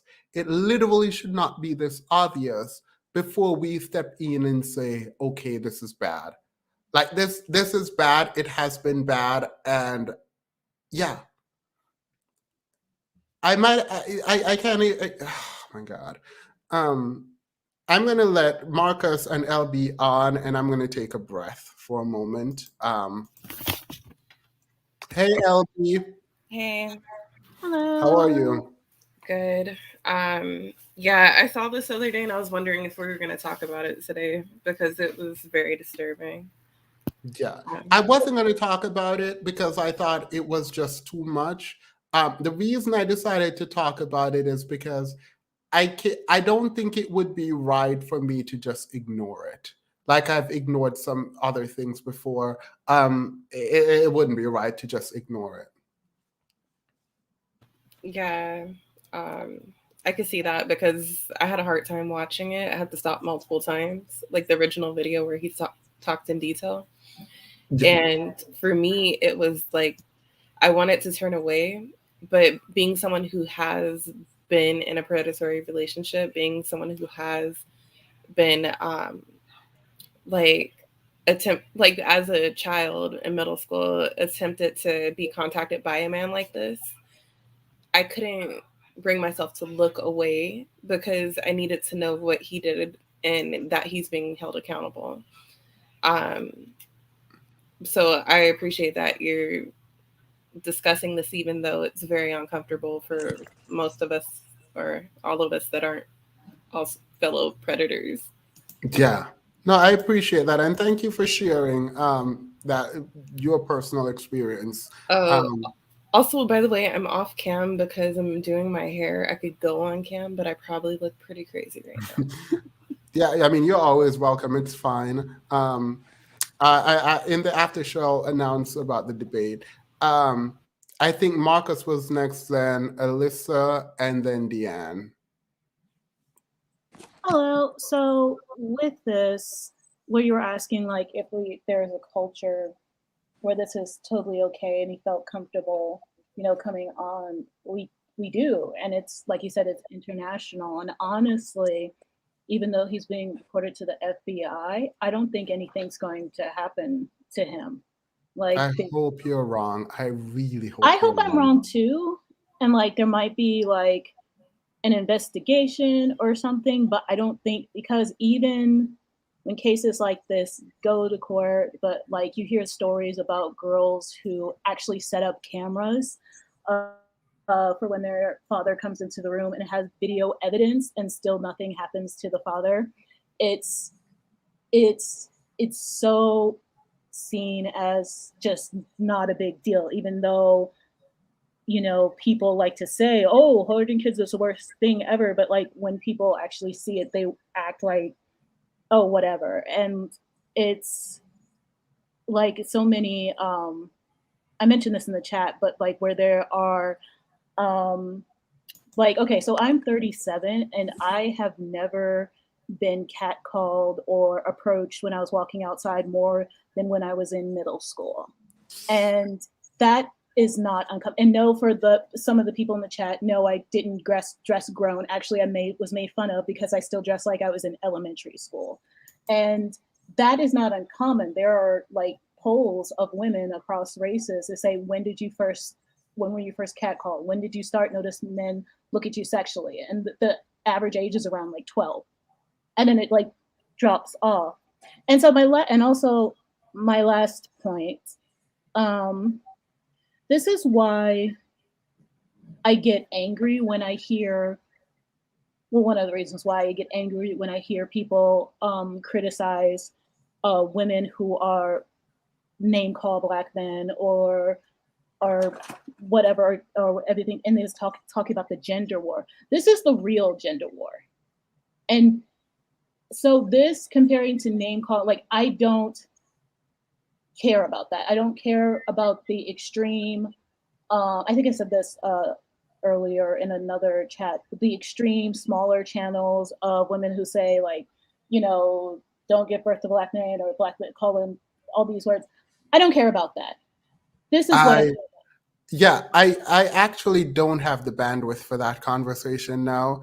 I was going to talk about that. No, not you. I understand why you brought it up because I was going to talk about this because I've gotten it a lot of time and I've stayed purposely away from covering Cynthia G and her content because I understand why she exists in the way that she exists. And I understand why she operates the way that I don't know this for a fact, but from my perspective, and I do think people call people angry, like the angry Black woman as a way to sort of be dismissive. But I do think people have a right to be angry, right? But in the same token, I do think we people generally should be responsible. but I decided not to cover it today because this was more important, and I don't have the mental capacity to engage in the way that I should, particularly being a man. I don't know necessarily that I have the right to even engage with it at all. And so deciding on some of that is why I am choosing not to engage until I find if I need to. I mean, they were talking about avoiding black boys, so I mean, I guess it does involve me, but whatever. Yes, sorry. I was just bringing it up because I was just making the point that it's such a small. It's not like endemic. I don't think it's going to grow, but this is everywhere. This is the real problem. This is the real stuff like the real issues. Sorry. So that was the only point I was going to make. Yeah. Sorry, Themis, I have technical issues, had to log off. Oh no, you're fine. If you come on quickly, I'll just go to you if that works. Same for me. I had so many old men catcall me when I was coming home from school and I was in uniform. And then they try to make the excuse that they didn't know. Go ahead, Deanne. Good afternoon, everyone. Good afternoon, Themis. I figured that you actually were watching last night, The Honest Truth. I felt that you were there, even though you did not make yourself known, and I'm glad that you were, that you saw that. I was hoping that our favorite legal eagle would think through this for us, because that was pretty crazy last night. Yeah. And I'm going to recap a little bit of what I said last night, along with something else. In our culture, we do uplift these kind of men, because now for 50 years, we have allowed our sons to go to school and be told that the founding raping fathers were good and honorable men. And you have to understand that there are certain Black men who think that their full right to their humanity is to live like those kind of men in our community. And therefore, Black women and girls will never be safe. As long as this is not called what it is. You know, your struggle toward your humanity is not supposed to become like those who committed crimes against humanity every single day. That was not to be the goal. However, there are a certain number of Black men that think that it is. I've taught for 24 years in one capacity or another. 9-year-olds, 11-year-olds, 14-year-olds, all groomed, starting really early. And we've had some cases where it actually did occur. We've had some cases, and I will come back to the boys as well. I'm coming there next. These have been groomed. But here's the other thing. I also know young men who were also abused by older men. Somebody just told me an incredibly sorrowful story. So he ended up getting abused by both women and men at the same time, because broken people do break people. But it begins with, you know, men like to talk about she's for the streets. Well, let's talk about 3 generations of Black men, all of whom for their choice of crime. And I don't care whether we talk about not being able to control our lust and letting our fornication run us. You know, people are literally running around the world to have access to have more sex, to pick up more STDs, to make more side babies. And they have a movement called Passport Bros to go find, and we'll sell you publicly. We're just going to get models and bottles. So we're going to go take your degeneracy around the world. But these men also went to the street, because we have to remember, yes, the United States government put crack cocaine in the community, but who sold it? I know old drug dealers who are still trying to justify what they are still doing. Like, mandatory minimums didn't come back on the books for a reason. The difference is going to be as follows. As Black women, we'll put up with a lot. And there are even some of us that will sacrifice our children, but not all of us. In previous generations, when the United States came for Black men directly, we stood up for these men. Well, they're going to make it so we have to be the ones that call the white men to put them under the jail, because there's a limit to all things. Black men have not yet faced a United States in which Black women are going to let them go face consequences without trying to lessen them. They haven't faced this yet. But that gentleman that we saw last night, and all those gentlemen that came up afterwards trying to find ways to blame the women and blame the children. I dealt with one of those last night. And, you know, The Honest Truth dealt with him, but I also told him a couple things. And basically, We ran him off. He had to run for his life because resist the devil's imps and they will flee from you. I did that purposely, asked him the hard questions to get him upset, to make him go off and show his foolishness, because that's what we're going to have to do. But I'm not saying get into some big man's face and get yourself beat down, because they will do it. Understand the laws in your state. And, no snitching. Don't put black men in the hands of the police. No, if he's a pedophile, if he wants to be a pedophile, put him where he belongs. Jeff Sessions restored mandatory minimums for a reason. Joe Biden is president for a reason. Just accept it and make use of it, because we cannot continue to allow. It is one thing if the grown women are being abused. That's bad. But now we're going to go down and blame. One of these gentlemen last night had the audacity to blame a toddler girl for her situation. We're going to go down and blame the 4-year-olds? If that man were in my presence, I'm a Christian woman. I generally don't do violence. Yeah, I mean, it is such a difficult thing to even engage in this kind of discord. Something just struck me in the comments, and I'm going to say this. I am on here at great cost to myself and my personal life. When I come on, I try to be as honest as I can be. Not to garner as much support as I can, but to be honest and hopefully make some kind of impact. One of the question was that if there are so many good men, why aren't any of them speaking up? Why do they allow the quote unquote bad men to run amok in the community and no one speaks up about it, right? And while I don't say, oh, I am the good man, because I'm sure I have faults, right? I wanted to speak up. With that comes my own perspective. Now, if you guys are talking about the abortion of young Black boys, and you're saying don't speak about that because you don't want me to disagree with a content creator that you agree with, let me go on record right now and let you know that I completely disagree with the notion that people should be aborting Black boys. Now, I recognize that as a man, I do not get to tell women what to do with their bodies. If you want to abort, it's going to be you aborting, it's fine. Don't know. On the argument of abortion, I don't have a say. But if you ask me, like people have been asking me, do you think a solution to the Black men problem is to abort not young boys, because they would be born, but unborn fetuses when you find out that they are male?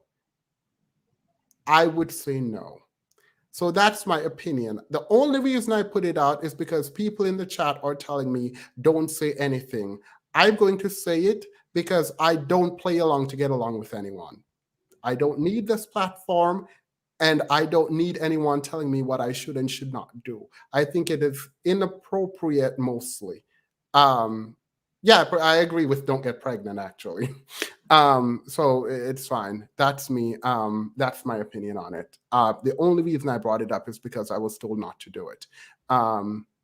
So just to let you know, I'm not here to be like friendly or friends with anyone to build a platform. It doesn't matter to me. I disagree with it. Go ahead, Dean. Well, Dean, not Deanne. Let me. No, you can finish. Sorry. No, I was pretty much done. I mean, I don't. There's only so much you can say when you're dealing with a grown man who's going to blame a child for his behavior. There's nothing you can do with that. So don't even waste your time, ladies. You see that? Take your children and go. And even if you can't physically do this just right now, just understand you also got that 911 button. Call it often. Don't let things progress. Because these kind of people, they are demonic. because they are reprobate. They are past feeling. If you don't believe in God, forget it, because there's no help for them. If you do believe in God, even God is not helping everyone, because some people love their lust and their fornication and their perversion too much. They're not going to be helped because they don't want to be helped. So what you have to do is think of your own safety first. If these men want to be for the streets, if they want to pick up the STDs and pick up and make side babies, don't let yourself be a mother of a side baby, and don't let your child be the next person that they damage. That's all I got. That's all there is. Thank you. I appreciate that. Thank you for that super chat, Lorraine. Go ahead, Dean. Hi, team. Hi, panel. Hey. Yeah, this particular topic, it rings home to me personally because I remember when I turned 30. I remember when I got to a milestone in my life, I realized, hey, like more than 50% of the girls that I've dated have been violated in some way, and that really bothered me. And on this topic, it's very disturbing on many levels because it involves teenagers. Okay, so I won't even get into the legalism. It's a teenager. That's bad enough. And when stuff like that happens, it's a domino effect, and in my experience, and it feeds into how that person interacts in the future. Like it crushes their soul. And in many ways, I see a link even with what Meek Mill had on his bus, and just kind of tying that together, and how just the sexualization of Black women specifically. It's all tied into this culture, and evil in general is evil is eternal. So I specifically mentioned the Catholic Church in that chat, just for a specific reason. But it's gross, and there is a registry for sexual abusers like that, but and there are people actually fighting to remove that, like talking about how it dehumanized. Why you want to human? Let me stop. Go ahead. Well, yeah, and it's and I feel like in this country sometimes that we neglect the children too much. You put something in you put a device in their hand, they're off to school, they're on an iPad or whatever, and we're not. I shouldn't say this so generalizing, because in my family we're very invested in our. But you can't generalize. I'm gonna interrupt you and say yes, completely agree. We ignore the children too much.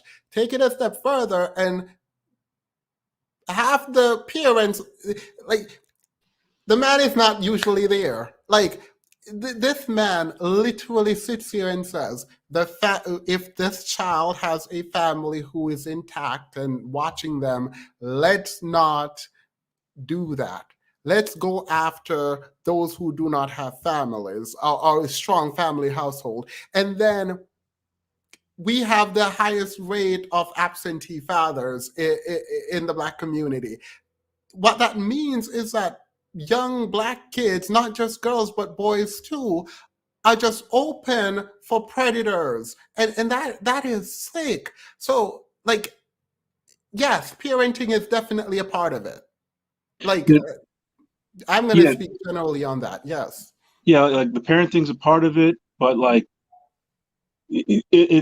this sounds terrible, like, but I think in some ways it's with the brain chemistry, which might sound terrible. Like it could be part of their literal like a mental illness with some of these people.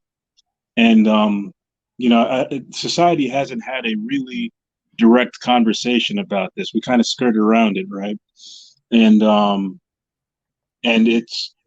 it's horrific. like what it does, and what it does is you could create a monster with by doing this to young children or teenagers. It has this this rippling effect that could just destroy so many lives. And I feel sad that with all those women that I dated, not one of them went to the police or reported that abuse. And I just wish. Yeah, sorry. None of the 10 women that I could name went to the police either. At least 3 of them were told by their family member to leave it alone. So that's where we are. Yeah, I want to hear from the women, but I think it's all connected with just a low life type of culture, over sexualized culture. Yeah. And Goza said, if black men were truly outraged about Meek, they would be in Philly waiting around the corner with buckets of paint for the bus instead of talking about it on the internet. It's, yeah, I mean, like, I watched the comment. I don't think people are actually outraged. Like, people were, if you go into the shade room, for example, and look down the comments, I was shocked. I was actually looking down there to see something like, oh, Meek Mills is disgusting, and then move on. But like, people were just like, I don't see anything wrong with it. Like, most of the comments were defending it, and I think if you are attempting quote unquote positive change, I think we're losing now. Like, I don't know. Like, I remember I commented and said, this is outrageous, and someone was like, you are not ADOS. And I was like, are we really going to have that conversation right now? So, like, people don't want to be told that this is degeneracy. Like, it is degeneracy. Like, hate that phrase, by the way. Absolutely hate that phrase, but it is what it is. I think Cannon was next, and then Akima. Hey, Themis. Thank you for having me on. Thank you for being on. By the way, sorry, we are past the 2-hour mark, so everyone gets like 30 seconds to get their thoughts out. I apologize. I want to keep on schedule now because, yeah. No worries. The main thing that I wanted to point out and I wanted to say was that I think that the live stream with TLA and Anton was more telling than it expected to be. And what I mean by that is that I wanted to, I'm not sure if anyone saw at the beginning how TLA was stating that he may not be as emotional about the situation since he doesn't have any children. So, you know, and all these different things. And then he kept alluding to how he expected women to be more upset with the interview. Like, where is that expectation? Like, why don't you expect these men to be just as upset? I intentionally left that out because that was going to be, I'm not going to do it anymore. That was going to be the video for next week. I don't think I have the bandwidth to do it, but that was, I literally left it out, and this was going to be a cleanup, talked about how this was going to be a cleanup interview. I no longer will be doing that. I'm glad you pointed it out because I would have forgotten to do it because I'm no longer going to do the video. Yeah. That he said O'Shea Duke Jackson brought him into the fold, so I guess he's a part of the manosphere now. Correct. So, I mean, I don't expect. The fact is, I can appreciate the fact that Dean came up here and said it actually made him feel bad and this was disgusting, because having the lead attorney say something like, oh, it won't affect me as much because I don't have children, and that women were going to be more upset. Like, how do you not? Anyway, I'm done. But the second part with that, why I say that was disingenuous on his part still, was because further in the interview, when the guy was talking about the mother and the 2 daughters, he went through a whole story talking about how if he was a father, right, and those were his daughters, and he couldn't get to see the kids and they were doing this to his kids, then he would feel this kind of way. So why do you have empathy as a, you know, to feel from a father being mad at a mom, but you don't have empathy to understand why someone would be upset about children being abused? Like, why does it take for that? Because while he realized what happened was bad, and this is me theorizing on what is happening, he did not want to push back too hard. I think he's new in the realm and he doesn't want to ruffle any feathers. And he would much rather say, oh, I won't be affected by this because I don't have any children, to not take accountability for the interview and not holding this man to the fire. Thankfully, Anton did it, Dean. Every time I say Anton, I'm going to say Dean. But yeah. Okay, yeah, but that's the main thing that I wanted to point out, that I was just very kind of disgusted with that whole situation, and the whole thing was disingenuous to me. It was just disingenuous. Yeah, no, I appreciate that. Thank you for pointing. I'm glad you spoke about that in your 30 seconds, because I definitely was going to leave it alone and forgot. Kay. Oh, I think it's Akima and then Kay. Hi, panel. How y'all doing? Hi, everybody out there. First, thank you to Cannon for pointing that out, because that's literally where I was going when I came up, because I watched the original video, the one that the guy put up, and then I watched Anton's video, and then I watched TLA's video. Now, when I saw TLA put out that he was going to be interviewing him, the very first thing I said was, this guy can't be intelligent, because why would you go on a public interview with an attorney, a real life attorney, and think that it's going to work out, right? But even then, when the interview started and TLA put out his whatever you want to call disclaimers, yes, about what he feels, and tried to sugarcoat it and put the cherry on top by saying, well, I don't have kids, so I may not understand, or it may not affect me as much. That was extremely alarming, but it spoke more to the accountability in the male population, in the Black male population, especially because these are young Black babies that are getting hurt, but in the male population as a whole, right? Because he literally did that interview. He caught him in a whole bunch of lies and holes and stuff like that, but he never pressed him. If it were not for Anton, I think they would have just had that interview and it just would have been that. And he would have tried to stay neutral, all for the sake of not wanting to upset these degenerates in that manosphere. Yeah, you know what I mean?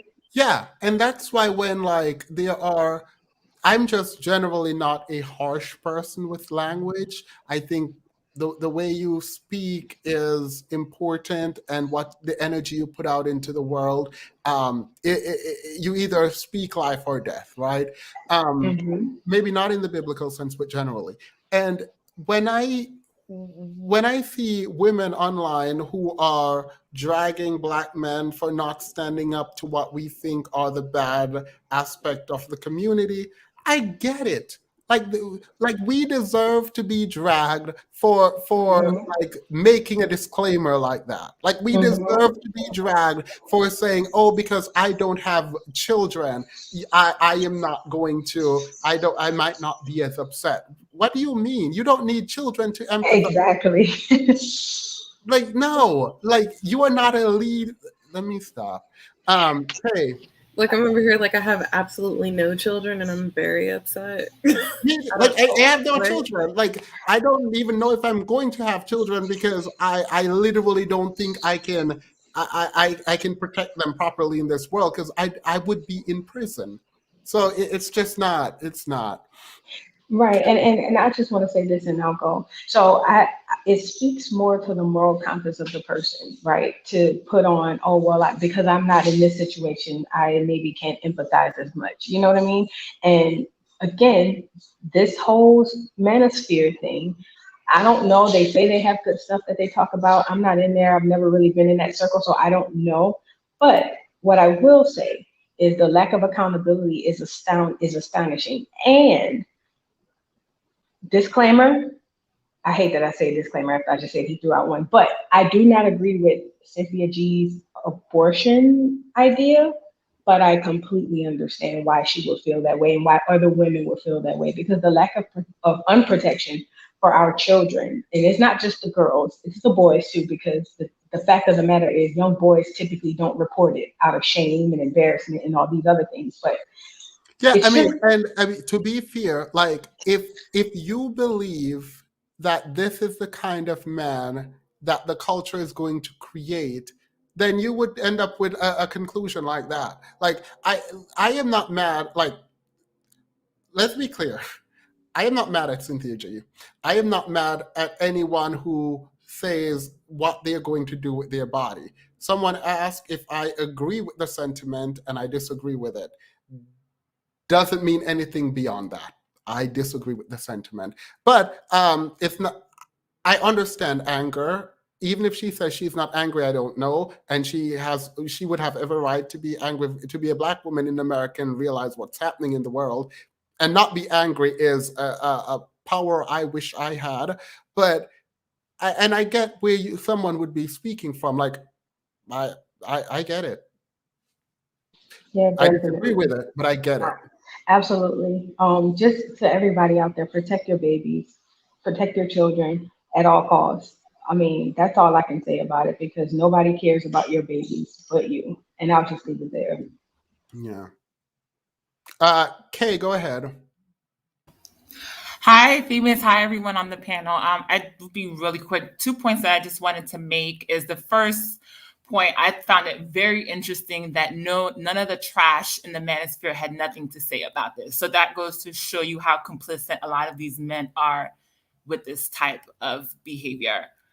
And then secondly, to Deanne, when she mentioned about the 94 crime bill, I thought it was very interesting because I've heard a lot, especially Black people, Black men, that would always bring up that 94 crime bill. And then I would ask them, well, given the height of crime that was going on, especially in the Black community, what would have been your resolution to the issue?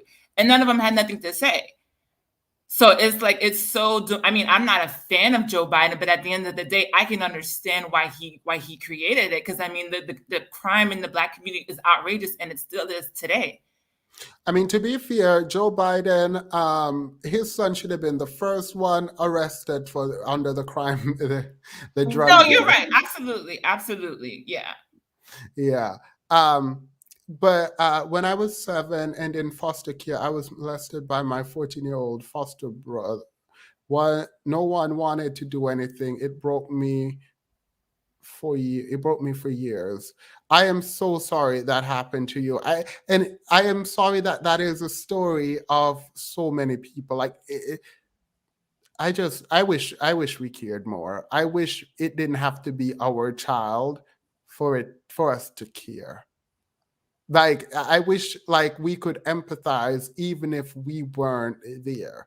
Like even when people are in anger and talking, I wish we could see that people are hurting and that maybe they're just trying to come up with the best decision or solution they can. Because like looking around, it's so hard to just not be depressed at what is happening. ZZ just pointed out that it's 15 minutes past, so I have to end here. I want to apologize to everyone. There is so much more, but I did say that I'm going to be stricter on my time. So I'm going to end now and then come back in the after show and talk a little bit about the debate. Thank you guys for watching. I might not keep this up. I'll think about it, but actually, no, I have to keep it up. There's no one that I talked about that I care. Like, no. So let's do it. See you guys later.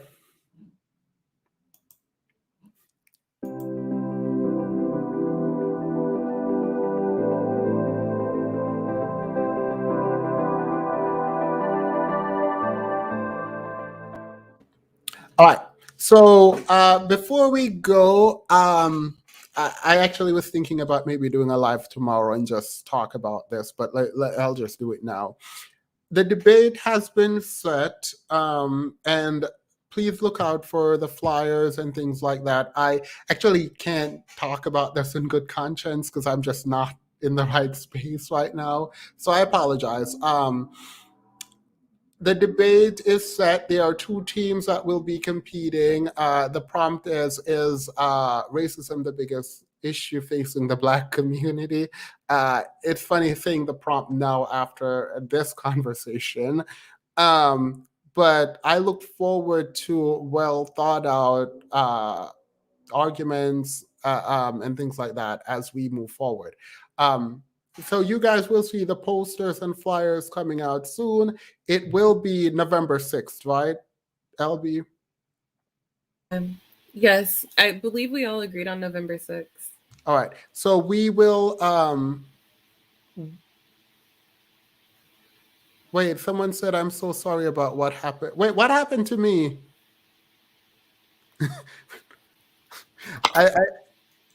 I don't know what happened to me, but I hope I didn't say anything.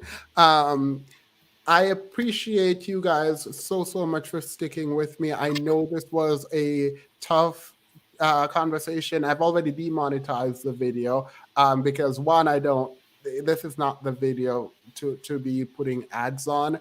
And two, I think I want people to be able to watch this and be able to comment and for us to have conversations about it. So I might just segment the last portion and post that separately, but yeah, it's fine.